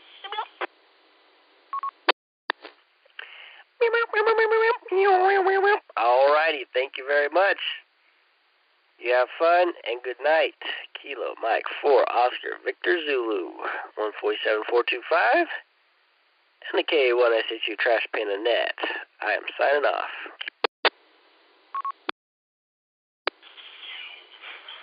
Take care, 73s, K1SHU LBO, shutting down the Trash Pandas.